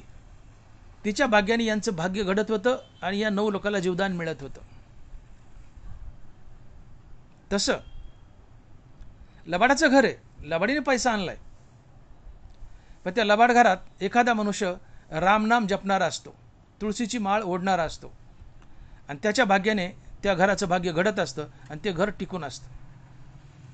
पण ज्यावेळेस तो रामनाम जपणारा त्या घरातील एखादा जो मेंबर आहे तो निघून गेला, मेला, तर ते भाग्यही त्या माणसासोबत जातं आणि काही काळात त्या घराला उतरती कळा लागते आणि त्या घराचा नायनाट होतो, ते घर भिकायला लागतं. जोपर्यंत बिभीषण लंकेत टिकून होता तोपर्यंत लंकेचं भाग्य टिकून होतं, कारण बिभीषणामुळे लंकेचं भाग्य घडत होतं. पण बिभीषणाला जेव्हा रावणाने लाद घालून बाहेर काढलं लंकेच्या, लंकेचं भाग्य बिभीषणासोबत गेलं आणि लंका संपली. तसं त्या एका पुरीमुळे 9 लोकांचं भाग्य घडत होतं आणि ते जगत होते. पण मुलगी त्यांच्यातून दूर गेली, वीज आली, यांच्यावर पडली, 9 मेले, ती एकटी वाचली. तसं लबाडाचं घर आहे, गडगंज पैसा आहे, लबाडीनेच आणलाय, पण त्या घरात एखादा मनुष्य रामनाम जपणारा असतो, तुळशीची माळ ओढणारा असतो, त्याच्या भाग्याने ह्या घरातल्या लोकांचं भाग्य घडत असतं, ते घर टिकून असतं. पण ज्यावेळेस तो मनुष्य मरतो, घर सोडून जातो, त्यावेळेस ते भाग्य त्याच्यासोबत जातं आणि मग त्या घराला उतरती कळा लागते आणि ते घर भिकायला लागतं. त्यांना दलिंद्री येते, दारिद्र्य येतं. हे उदाहरण आपण डोळ्यांनी पाहतोय. आणि म्हणून हा गैरसमज करू नका की तुकोबाराय म्हणले की एक निमिष, दिवस, वर्ष, मास लागती 3 वर्षात त्याचं वाटोळ होईल. फार फार तर अजून 10-5 वर्ष वाढवून देऊ, 5-10 वर्षात वाटोळ होईल. पण 10 सोळा 30-30 40-40 वर्ष झालेत, पण अनेक लोक आम्ही जगात पाहतो त्यांची श्रीमंती वाढत चालली, तरी त्यांचं वाटोळ होईना. असं का? तर याचं हे कारण असते आश्रित भाग्य. त्या घरात एखादा नामधारक असतो आणि त्या नामधारकाच्या जीवावर ते घर टिकून असतं. नामधारक जेव्हा निघून जाईल त्या घरातून, त्या घराचं नक्की वाटोळ होतं. बांधिले पतन गाठोडीस, तुकोबारायचा शब्द आहे. हो, निमिष, दिवस, मास, वर्ष लागती 3, बांधिले पतन गाठोडीस. जो परद्रव्य करण्याचा अभिलाष करतो त्याचा, त्या घराचं एक ना एक दिवस वाटोळ होतच. तुकोबारायचा शब्द आहे. बांधिले पतन गाठोडीस. कालावधी कमी जास्त लागेल. शेवटी तुकोबारायच बोलले, तुका म्हणे थडता थवड, काळ लागे नाड परी खरा. कालावधी कमी जास्त होईल, पण त्या घराचं वाटोळ होईल. आणि म्हणून परद्रव्य करणारी याचा विटाळ धरा. दुसऱ्याचं धन आणि दुसऱ्याची बाई यापासून दूर राहा. कधी ना कधी वाटोळ होतच. मग परद्रव्य करणारीचा अभिलाष आमच्या जीवनातून जावा यासाठी आम्ही काय करावं? तर यासाठी 2 उपाय आहेत. एक तर मुखामध्ये हरिनाम धारण करा आणि सतसंगतीत या. सतसंगती हे कुंपण असते. जसं एखादं छोटंसं वडाचं रोपटं आहे, एखादं छोटंसं वडाचं रोपटं आहे, ते वडाचं रोपटं लावलं आणि त्याला जर कुंपण केलं नाही तर साधं शेळीचं पिल्लू करडू त्या वडाच्या रोपट्याला येऊन खातं आणि नाहीसं करतं. पण त्याच वडाच्या रोपट्याला जर काटेरी कुंपण केलं आणि खत पाणी घातलं, त्याचं रक्षण केलं, तर ते बळावतं आणि त्याचा एवढा मोठा वटवृक्ष तयार होतो की त्या वटवृक्षाला हत्ती बांधला तरी आता त्या वटवृक्षाचं हत्ती काही बिघडू शकत नाही. छोट्यापणी जे रोपटं वडाचं साधं शेळीचं पिल्लू त्याला खाऊन नाहीसं करू शकत होती, पण आज त्या रोपट्याचा वटवृक्ष बनला आहे, तर त्या वटवृक्षाला हत्ती बांधला तरी त्याचं वाटोळं होऊ शकत नाही. का? तर त्या वटवृक्षाला आम्ही कुंपण केलं आणि खतपाणी घातलं. रोपट्याच्या रक्षणासाठी कुंपण महत्त्वाचं होतं आणि खतपाणी महत्त्वाचं होतं, तेव्हा ते बळावलं. तसं आमच्या जीवनाला सतसंगतीचं कुंपण आणि हरिनामाचं खतपाणी असावं. आमचाही परमार्थिक वृक्ष एवढा बळावतो की अर्थाचे अनर्थ 15 काय 30 असू द्या, ते आमचं काही वाकडं करू शकत नाहीत. का? तर आता आम्ही मुखात हरिनाम धारण केलंय आणि आम्ही सतसंगतीत वावरतो. रामनामापासून सर्व दुर्गुण पळून जातात. अर्थाचे 15 अनर्थ काय 30 असू द्या, ते रामनामाजवळ येऊ शकत नाहीत, ते दूर पळून जातात रामनामापासून. आणि ज्यावेळेस अर्थाचे अनर्थ आमच्या जीवनातून पळून गेले रामनामामुळं, आमच्याकडून पापं घडत नाहीत. आणि म्हणून सतसंगतीत या, अर्थाच्या अनर्थापासून तुमचा बचाव होईल. पेट्रोलमुळं इंजिनची गती चांगली राहते, परंतु ऑइलमुळं इंजिनची स्थिती चांगली राहते. माझं वाक्य नीट आहे का? पेट्रोलमुळं इंजिनची गती चांगली राहते, परंतु ऑइलमुळे इंजिनची स्थिती चांगली राहते. पैशामुळे जीवनाची गती चांगली राहते, परंतु परमार्थामुळे जीवनाची स्थिती चांगली राहते. आणि जीवनाची स्थिती चांगली असावी. परमार्थामुळे जीवनाची स्थिती चांगली राहते, पैशामुळे जीवनाची गती चांगली आहे, गती कामाची नाही. पैशामुळे जीवनाची गती चांगली राहील, पण परमार्थामुळे जीवनाची स्थिती चांगली राहील. आणि ज्याची स्थिती चांगली आहे त्याच्याकडून पापं घडत नाहीत. आणि म्हणून परमार्थात या, मुखानं हरिनाम जपा, कीर्तनात बसा, प्रवचनात बसा, हरिभजनात बसा, मुखानं रामनाम घ्या, ज्ञानेश्वरी गाथा वाचा, सातत्याने रामनामाचा जप करा. तुमची स्थिती चांगली होईल, तुमची स्थिती चांगली होईल. मुखात रामनाम धारण करा. मुखात रामनाम धारण केलं की तुमच्या जीवनात विवेक येतो. विवेक हा आमचा वाटाड्या असतो. विवेक सदैव आम्हाला सन्मार्गाने घेऊन जातो. चुकीच्या मार्गाने चालवतो तो आम्हाला टोकतो. विवेक आमच्या इंद्रियाच्या अंगणात पहारा देतो. सर्व इंद्रियांना विवेकाचे डोळे फुटतात आणि इंद्रियाला हा विवेक पाप करण्यापासून रोखतो. ज्ञानोबारायची साक्ष देतात, सर्व इंद्रियाच्या अंगणी विवेक करी राबणी, साचेची करचरणी होती डोळे. वातीपुढे जैसे पळो लागे काळोखे, निषिद्ध इंद्रिया तैसे सामोरे नये. मुखात हरिनाम आलं की जीवनात विवेक आला. वातीपुढे अंधार जसा पळून जातो तसं विवेकापुढे निषिद्ध गोष्टी, वाईट गोष्टी पळून जातात. विवेक आमचा वाटाड्या बनतो. तो आम्हाला सदैव सन्मार्गाने घेऊन जातो, आम्हाला पाप करण्यापासून रोखतो. मुखात हरिनाम आलं, विवेक आला, आमच्या जीवनातून अर्थाचे अनर्थ पळून जातात. जीवनात सतसंगती आणली, तुम्ही सतसंगतीत वावरा. जीवनात सत्संगती आणली आणि मुखात हरिनाम आलं, अर्थाचे अनर्थ पळून जातात, जीवनातून वाईट गोष्टी पळून जातात. म्हणून मुखात हरिनाम धारण करा आणि सतसंगतीत वावरा. तुमच्या जीवनातून दुर्गुण आणि अर्थाचे अनर्थ पळून जातील.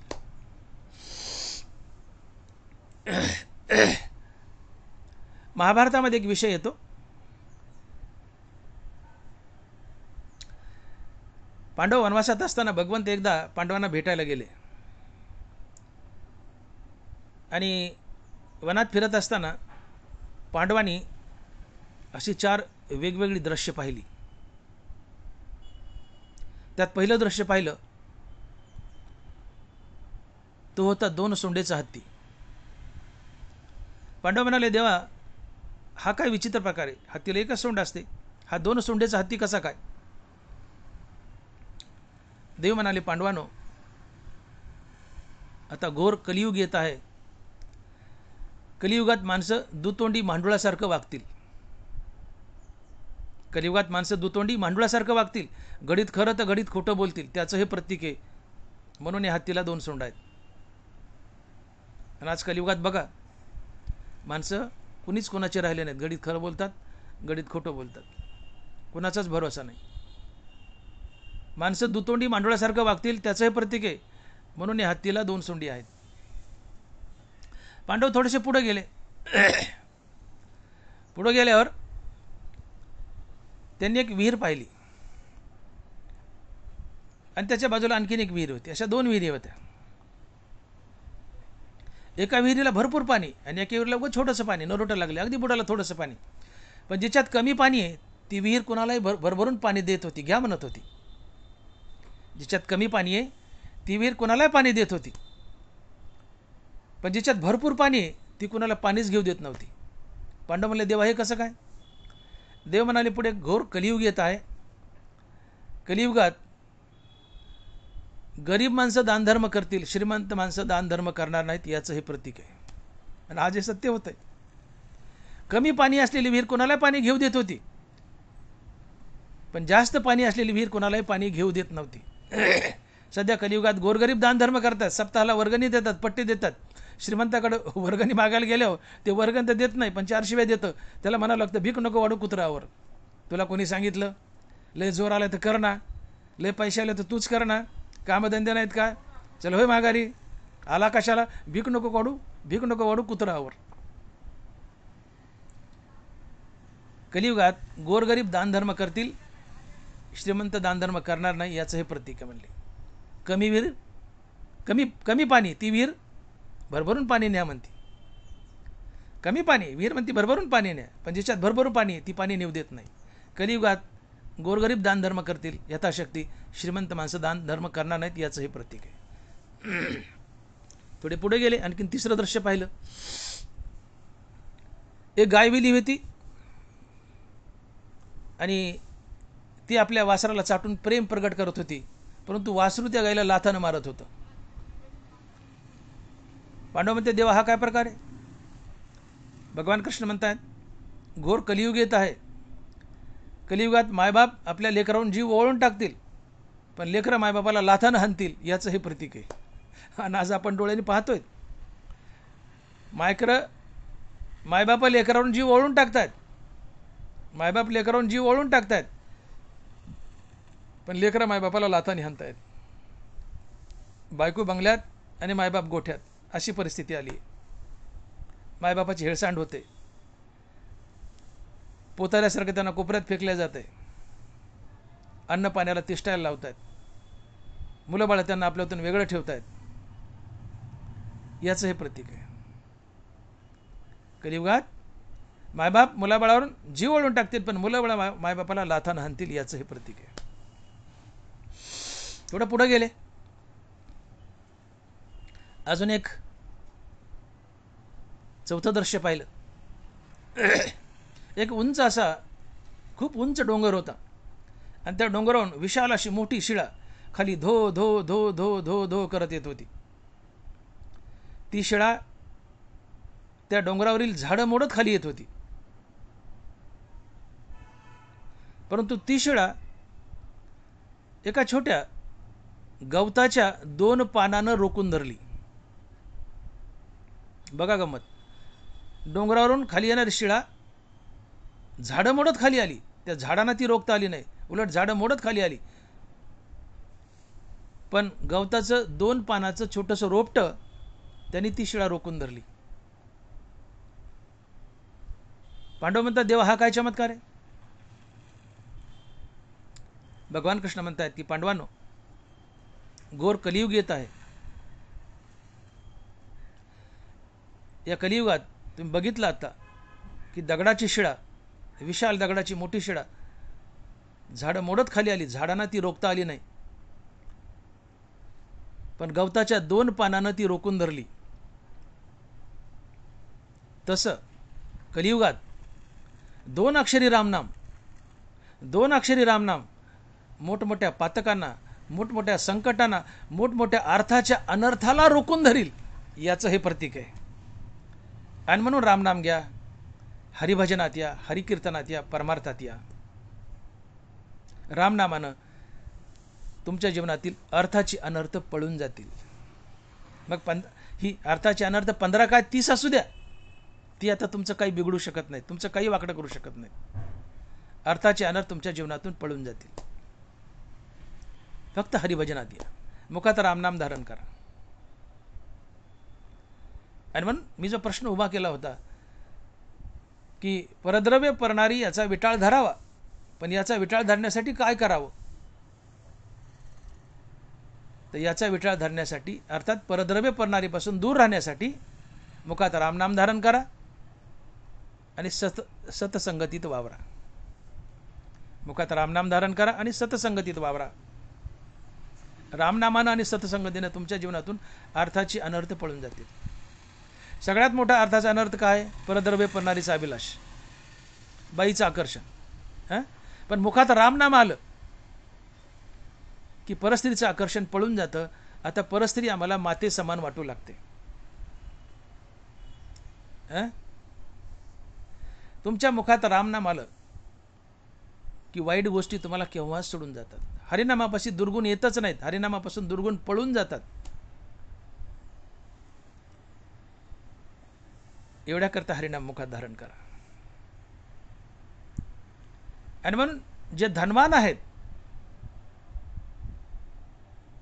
या धनवानाच्या जीवनातच परस्त्रीचं आकर्षण आहे.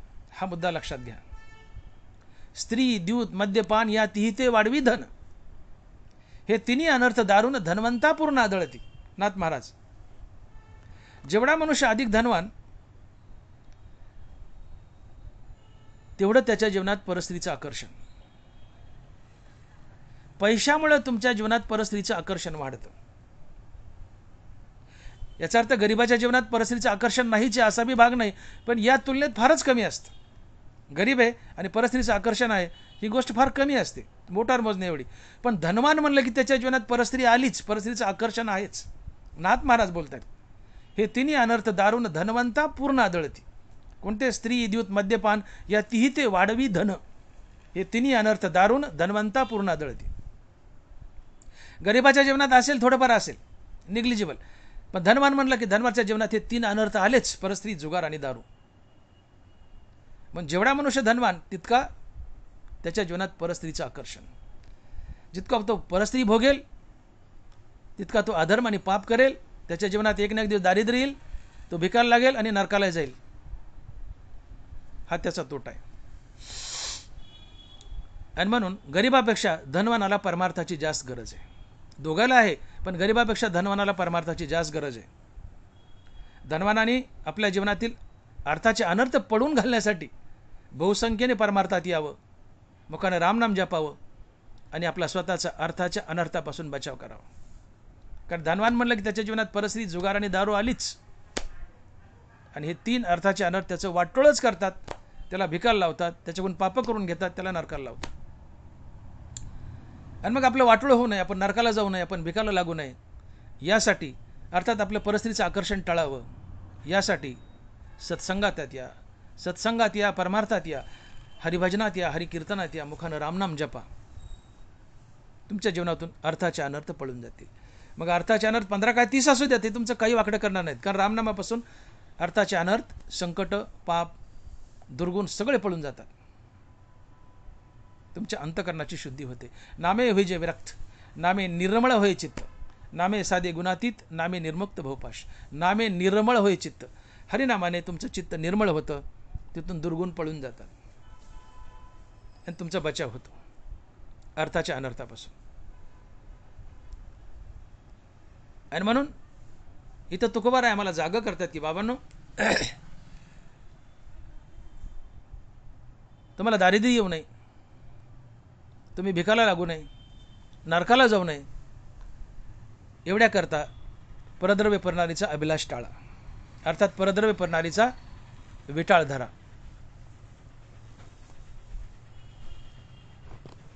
तो कशाने धरता येईल? तर मुखामध्ये रामनाम धारण केल्याने आणि सत्संगतीत वावरल्याने. अर्थात मुखात रामनाम धारण करा, सतसंगतीत वावरा, परद्रव्य परणारीचा अभिलाष तुमच्या जीवनातून पळून जाईल. अर्थात तुमच्या जीवनात तुम्ही परद्रव्य परणारीचा विटाळ धराल. आणि परद्रव्य परणारीचा विटाळ जर धरला तर पहिला फायदा काय होतो तो तुकोबाराय अभंगाच्या 3ऱ्या चरणात सांगतायत. आणि महाराज बोलतायत, देव भाग्य घरा येती संपत्ती त्या सकळा. तुम्ही परद्रव्य परणारीचा विटाळ धरला, अर्थात दुसऱ्याची बाई आणि दुसऱ्याचं धन यापासून दूर राहिलात, तर तुमच्या जीवनात पहिला फायदा होतो, देव भाग्य घरा येती संपत्ती त्या सकळा. तुम्ही दुसऱ्याच्या धनापासून दूर राहा, दुसऱ्याच्या बाईपासून दूर राहा, फायदा काय होईल? देव भाग्य आणि संपत्ती या तिन्ही गोष्टी तुमच्या घरात येतील. मग मला सांगा, ज्या श्रीमंतीसाठी रात्रंदिवस आम्ही मरमर करतोय, राब राब राबतोय, आमचं भाग्य फुलावं, आमच्या जीवनात श्रीमंती यावी, आम्हाला गडगंज पैसा मिळावा, यासाठी आम्ही राब राब राबतोय. आणि मग जर तुकोबाराय आम्हाला म्हणतात की परद्रव्य परणारीचा विटाळ धरला तर तुमच्या जीवनात देव तर येतोच, पण श्रीमंती घेऊन येतो. मग इतर अवघड गोष्टी करूच तर या सोप्या गोष्टी करा ना. काय? परद्रव्य परणारीचा विटाळ धरा ना. तुमच्या जीवनात देव तर येईल, पण श्रीमंती येईल. देव भाग्य घरा येती संपत्ती त्या सकळा. आम्हाला कळत का नाही? तुम्ही जेवढं परद्रव्य परणारीचा अभिलाष धराल तेवढं तुमच्या जीवनात दारिद्र्य येईल आणि देवही दुरावेल, तुम्ही नरकालाही जाल. आणि मग परद्रव्य परणारीचा विटाळ धरला तर देव तर घरात येतो, पण भाग्य आणि श्रीमंती घेऊन येतो. मग तुम्हाला श्रीमंत व्हायचं आहे ना, बाकीच्या खटाटोपीत पडू नका, बाकीची साधनं करू नका, बाकीची साधनं अवलंबू नका. श्रीमंत व्हायचं एकच साधन, परद्रव्य परणारी यांचा धरी विटाळ, तुम्ही श्रीमंत व्हाल. तुकोबारांनी शब्द दिलाय, देव भाग्य घरा येती संपत्ती त्या सकळा. परद्रव्य परणारी यांचा धरी विटाळ. काय फायदा याचा? देव भाग्य घरा येती संपत्ती त्या सकळा. देव तुमच्या जीवनात संपत्ती आणि भाग्य घेऊन येतो. ज्या देवाच्या प्राप्तीसाठी रात्रंदिवस मरमर चालली, सप्ताह चाललेत, हरिनाम चाललंय, काय काय काय प्रयत्न करीत नाहीत आम्ही देवाच्या प्राप्तीसाठी? किती खटाटोप चाललाय. आणि म्हणून मी म्हटलं की तुकोबारांनी सगळी गाथा पॉझिटिव्ह लिहिली, असं करा देव भेटेल. पण एक अभंग निगेटिव्ह लिहिला की असं करू नका देव भेटेल, तो आहे परद्रव्य परणारी यांचा धरी विटाळ. मग असंख्य गोष्टी आणि असंख्य साधना करण्यापेक्षा, बाकीच्या अवघड गोष्टीच्या मागे लागण्यापेक्षा, देवाच्या प्राप्तीसाठी आम्ही अवघड गोष्टीच्या मागे लागलोत, धनाच्या प्राप्तीसाठी अवघड गोष्टीच्या मागे लागलोत. मग या गोष्टीसाठी, देवाच्या प्राप्तीसाठी, धनाच्या प्राप्तीसाठी अवघड गोष्टीच्या मागे लागण्यापेक्षा तुकोबारांनी सोपं सांगितलंय ना, त्याच्या मागे लागा. आणि ते सोपं काय? परद्रव्य परणारी यांचा धरी विटाळ. मग तुम्हाला एकच करायचे, काय? दुसऱ्याचं धन लबाडीने लुटू नका आणि परस्त्री भोगू नका. अर्थात दुसऱ्याचं धन आणि दुसऱ्याची बाई याच्यापासून दूर राहा. फायदा काय? देव भाग्य घरा येती संपत्ती त्या सकळा. देव तुमच्या घरात येतो, भाग्य तुमच्या घरात येतं आणि संपत्ती तुमच्या घरात येते. आता गंमत अशी बघा की संपत्ती म्हणजे अर्थ, धर्म अर्थ काम मोक्ष, हे 4 पुरुषार्थ आहेत. हे 4ही पुरुषार्थ भगवान कृष्णाच्या पायाचे चाकर आहेत. पुरुषार्थ राजू, मोक्षाला काय म्हटले? पुरुषार्थ राजू. या उरलेल्या 3 पुरुषार्थाचा राजा कोण आहे? मोक्ष आहे. धर्म अर्थ काम या तिघाचा मालक किंवा राजा कोण आहे? मोक्ष आहे. हा मोक्ष स्वतः भगवान कृष्णाच्या पायाचा चाकर आहे. ज्ञानोबा लिहित आहेत, मोक्ष दुराद्यू कीर होय, तोही आराधी तुझे पाय, धाडीसी ते जाय पाय कुजैसा. देवा म्हणले सगळ्यात अवघड मोक्ष आहे, पण तो तुझ्या पायाचा चाकर आहे म्हणले. तू जिथं जा म्हणशील तिथं पळत जातोय. जगात सगळ्यात दुर्मिळ काय असेल तर मोक्ष आहे, पण हा मोक्ष भगवान कृष्णाच्या पायाचा चाकर आहे. देवाने म्हणा मोक्ष पळ, यांनी पळत सुटाव आणि देवाने सांगावं ते ऐकावं. देव म्हणले याला मोक्ष दे, तो जाऊन देऊन येतो. तोही आराधी तुझे पाय, हा मोक्ष तुझ्या पायाचा चाकर आहे. आणि मोक्ष 3 पुरुषार्थाचा राजा आहे, धर्म अर्थ काम यांचा. याचा अर्थ राजाचे जे नौकर आहेत हे 3, धर्म अर्थ काम, आता राजाच भगवान कृष्णाच्या पायाचा चाकर आहे, ते उरलेले तीनही भगवान कृष्णाच्या पायाचे चाकर झालेच ना. हनुमंत ज्ञानोबा लिहित आहेत की तैसे सकळ पुरुषार्थ जेणे स्वामी का सनाथ. हे सकळ पुरुषार्थ म्हणजे धर्म, अर्थ, काम आणि मोक्ष हे अनाथ आहेत, पण भगवान कृष्णाच्या चरणाजवळ आले ते सनाथ होतात. अर्थात ते भगवान कृष्णाच्या चरणालाच जोडून आहेत. म्हणजे ते भगवान कृष्ण, तिथं धर्म, अर्थ, काम आणि मोक्ष चारी हात जोडून उभे असतात. म्हणून भगवान कृष्णाच्या पुढं धर्म, अर्थ, काम, मोक्ष, रिद्धी, सिद्धी, लक्ष्मी हे सगळे चाकर हात जोडून उभे असतात. आणि म्हणून लक्ष्मीने शपथ खाल्ली की तैसे सकळ पुरुषार्थ जेणे स्वामी का सनाथ, तो श्रीकृष्ण राव जेथ तिथं लक्ष्मी. अर्थात जिथं कृष्ण तिथं लक्ष्मी आहे. देव तुमच्या घरात आला की लक्ष्मी कृष्णाच्या पायाची दासी, ती देवाला जोडून आलीच, कारण तिने शपथ खाल्ली जिथं कृष्ण तिथं मी, तो श्रीकृष्ण राव जेथ तिथं लक्ष्मी. अर्थ म्हणजे लक्ष्मी, म्हणजे कृष्ण घरात आणला, देव घरात आला की लक्ष्मी अर्थात अर्थ घरात आला. मग कृष्ण घरात आला तर कशाने आला? परद्रव्य परणारी यांचा धरी विटाळ. परद्रव्य परणारीचा विटाळ धरला, कृष्ण घरात आला. एका सोप्या साधनाने, हो किती सोपं आहे. हां, याच्यासाठी तप, याजेसाठी जप, व्यासे हे अमुक ग्रंथ लिहिले.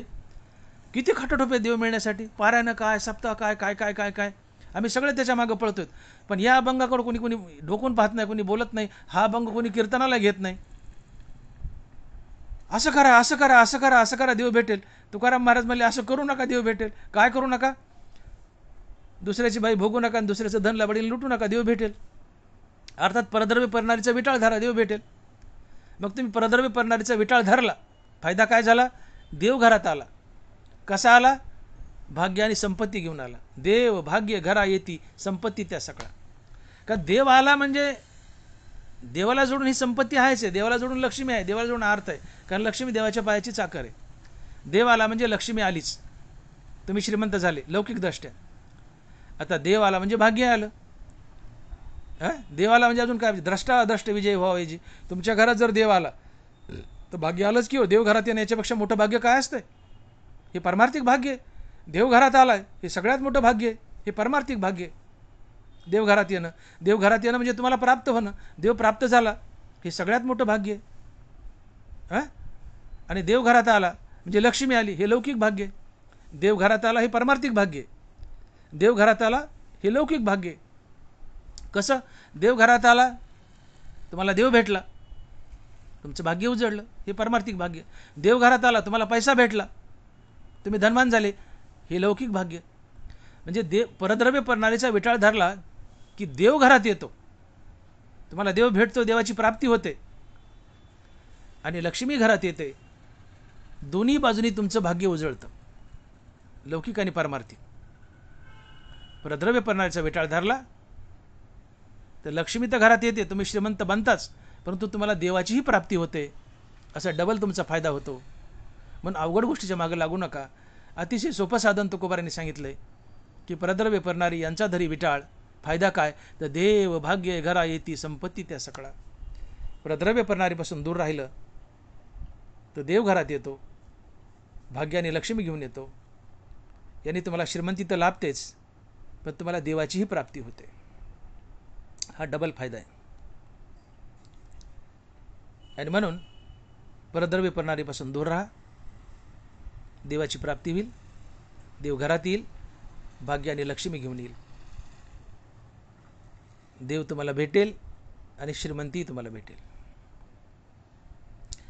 आता देव घरात आलाय, पण देव घरात आल्यानंतर एवढ्यावर थांबत नाही. तुकोबाराय म्हणतात की परद्रव्य परणारीचा विटाळ धरल्यामुळे देव तुमच्या घरात आलाय,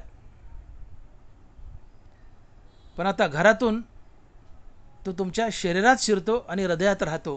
हे अभंगाच्या 4थ्या चरणात. आणि महाराज लिहित आहेत, तुका म्हणे ते शरीर घर भांडार देवाचे. अर्थात जो मनुष्य परद्रव्य परणारीपासून दूर राहतो त्याच्या घरात देव चालत येतो भाग्य आणि संपत्ती घेऊन. आणि घरात आल्यानंतर त्याला राहवत नाही, एवढ्यावर थांबत नाही तो.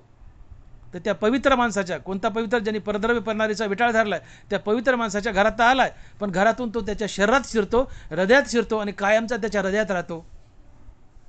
हा पुढचा तिसरा फायदा आहे. तुका म्हणे ते शरीर घर भांडार देवाचे.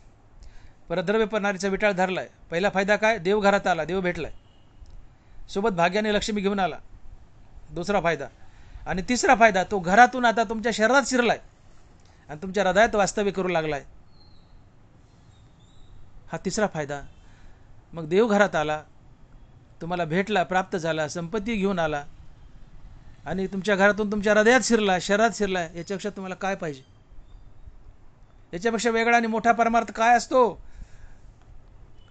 म्हणून शाने व्हा आणि परद्रव्य परणारीचा विटाळ धरा, तुमचा उद्धार होईल. तुम्हाला देव भेटेल, संपत्ती भेटेल, देव तुमच्या घरात येईल, तुमच्या घरातून तुमच्या शरीरात, तुमच्या हृदयात वास्तव्य करेल.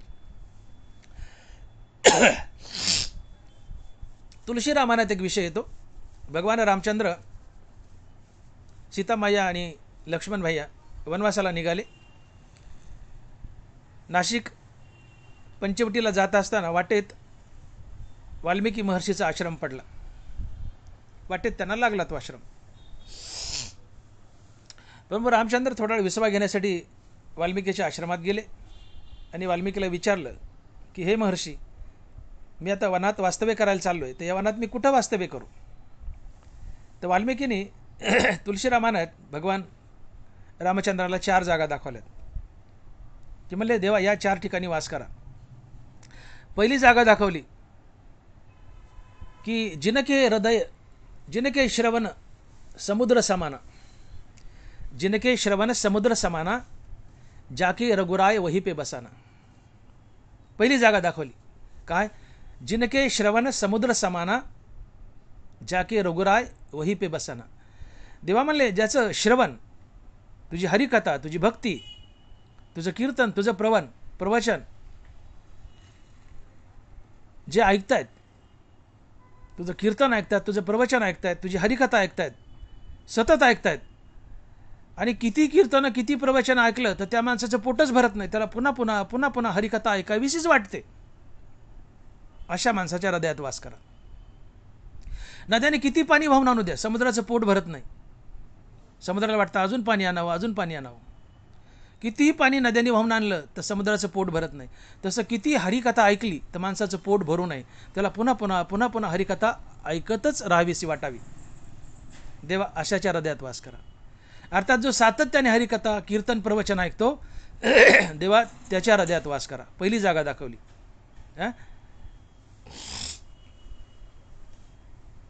दुसरी जागा,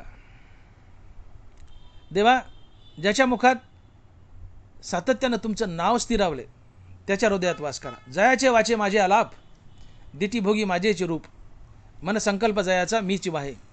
जयाचे वाचे माझे आलाप, ज्याच्या तोंडातून शब्द निघतो, आलाप निघतो, ते रामकृष्ण हरीच, दुसरं काहीच नाही. हो, या छंद या नामाचा घेतला असे. जयाचे वाचे माझे आलाप, तोंडातून बोलत देवाचंच नाव. कुठलाही आलाप, कुठलाही शब्द निघला की देवाचंच नाव निघणार. जयाचे वाचे माझे आलाप. देवा ज्याने सातत्यानं तुझं नाम मुखात धारण केले त्याच्या हृदयात वास कर. दुसरी जागा. तिसरी जागा, देवा जे तुझी चरण सेवा करतात त्याच्या हृदयात वास कर. आता देवाचे चरण कुठं सापडायचे? तर देवाचे चरण, ज्ञानोबा सांगतात की देवाचे चरण काय? माऊली लिहित आहेत की भूत जात सर्व हे माझेची कीर अवयव. भगवान कृष्ण म्हणतात ज्ञानेश्वरीत, ज्ञानोबा लिहित आहेत की सगळे प्राणी मात्र हे माझे अवयव आहेत. अर्थात सर्व प्राणी मात्र हे माझे चरण आहेत. आणि म्हणून जो प्रभूची चरण सेवा करतो त्याच्या हृदयात वास करा देवा.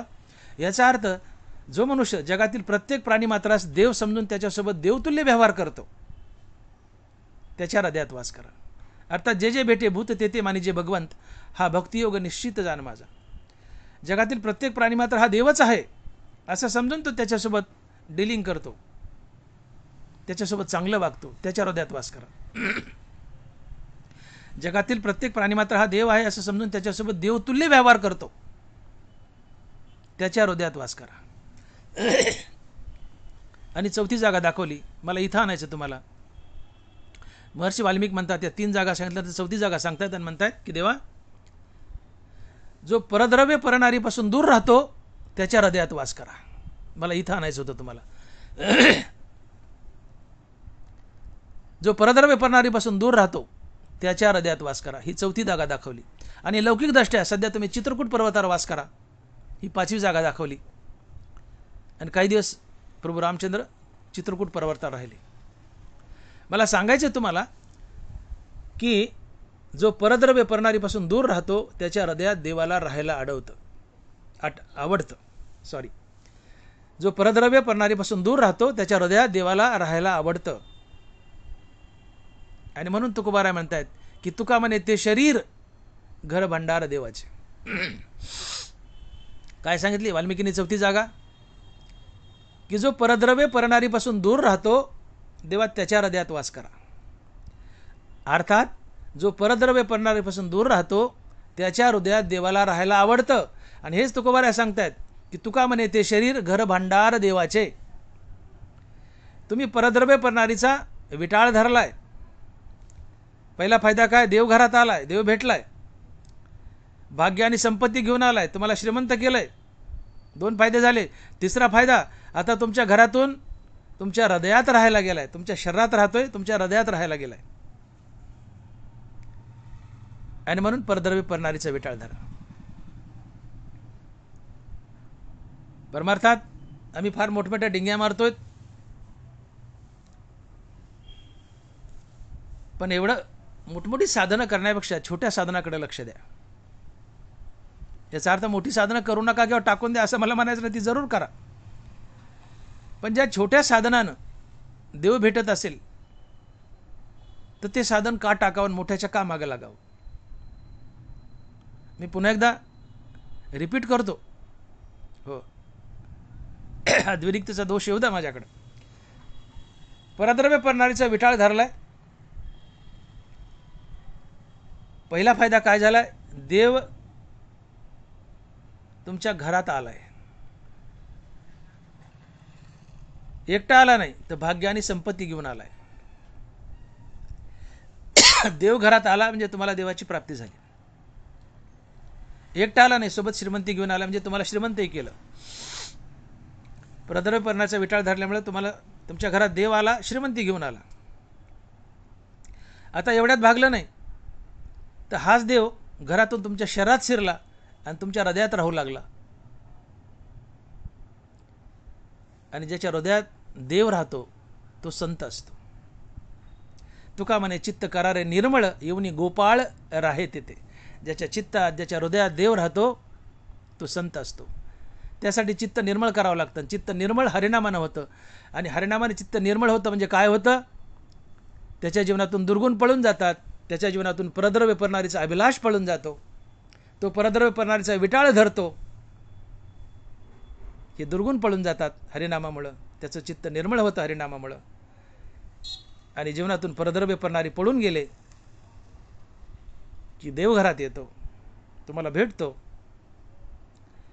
भाग्य आणि श्रीमंती आणतो, तुम्हाला श्रीमंत करतो. मग तुमच्या घरातून तुमच्या शरीरात प्रवेश करतो आणि तुमच्या हृदयात कायमचं वास्तव्य करतो.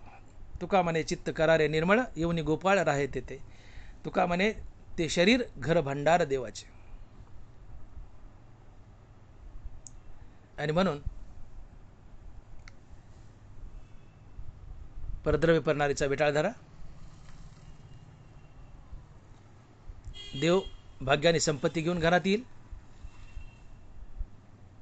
घरातून तुमच्या शरीरात, तुमच्या हृदयात वास्तव्य करेल. तुमचं जीवनधन्य होईल. आणि म्हणून तुकोबाराय म्हणतात की तुका म्हणे ते शरीर घर भांडार देवाचे. विठोबाय रखुमाई, विठोबाय रखुमाई, जय जय विठोबाय रखुमाई, विठोबाय रखुमाई. यथामती अभंगाचा भावार्थ आपण संपवलेला आहे. मी सुरुवातीला बोललो की मनुष्य जन्माला येताना श्रीमंत होण्याचं भाग्य घेऊन येतो. परंतु या श्रीमंतीचा योग्य विनियोग कसा करायचा याचं भाग्य घेऊन तो जन्माला येत नसतो. तर ते भाग्य त्याला या जन्मातील हरिनामाने आणि सतसंगतीने प्राप्त करून घ्यावं लागतं.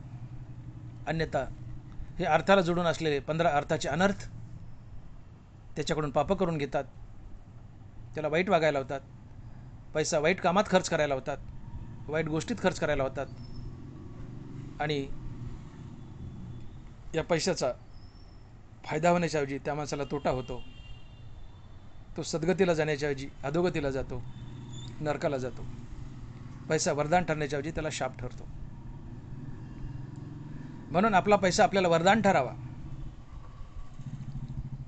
पैशाला जोडून ही 15 अर्थाचे अनर्थ वास करतातच. पैशाला हा शापच आहे. म्हणून श्रीमंत माणसांनी बहुसंख्येने परमार्थात यावं, रामनाम जपावं, हरिकीर्तनात बसावं.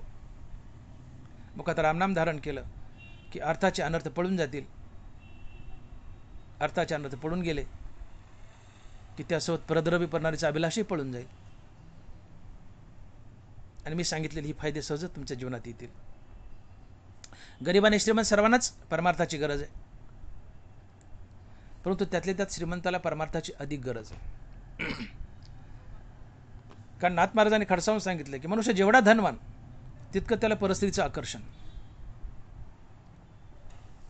आणि परस्त्रीच्या आकर्षणामुळं, परस्त्रीच्या भोगामुळं त्याचं पतन होतं, तो नरकाला जातो आणि त्याला एक ना एक दिवस दारिद्र्य येतं.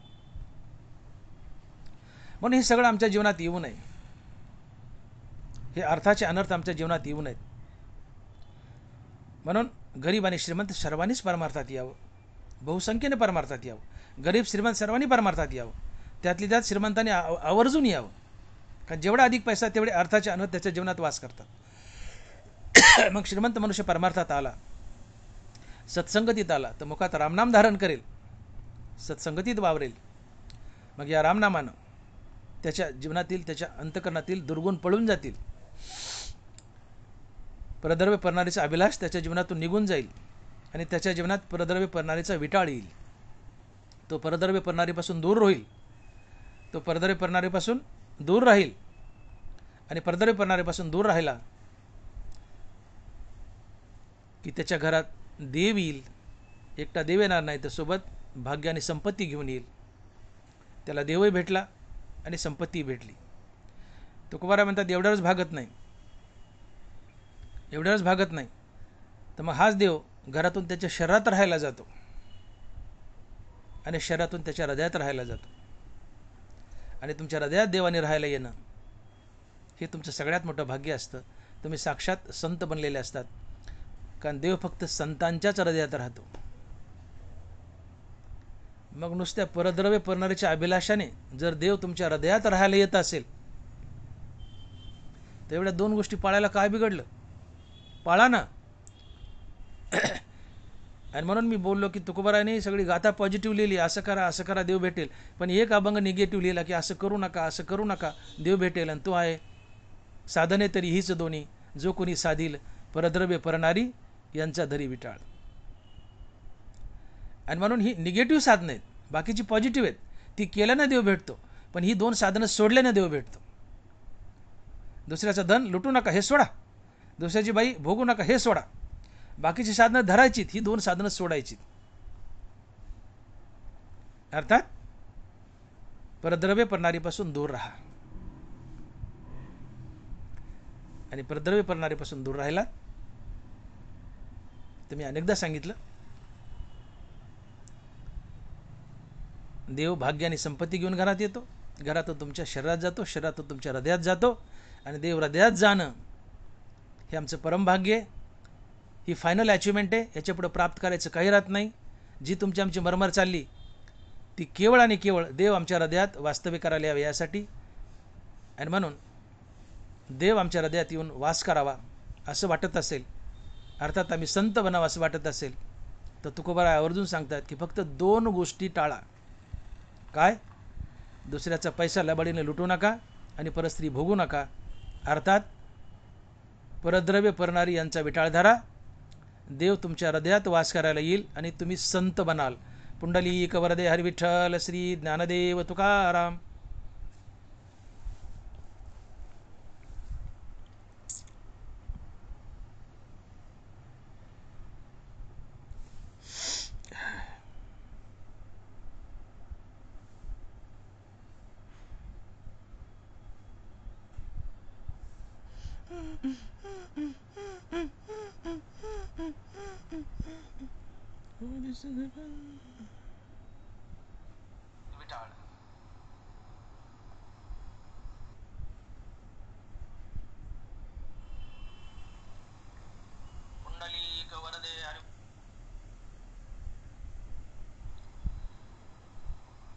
जाता जाता तुमच्या मनात एक शंका येऊ शकते,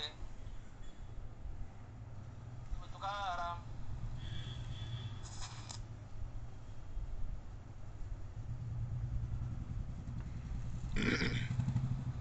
इथे जाता जाता तुमच्या मनात एक शंका येऊ शकते. तुम्ही म्हणू शकता की डॉक्टर मोठे साहेब, तुम्ही असा विचार मांडला की दुसऱ्याचा पैसा लबाडीने जर घरात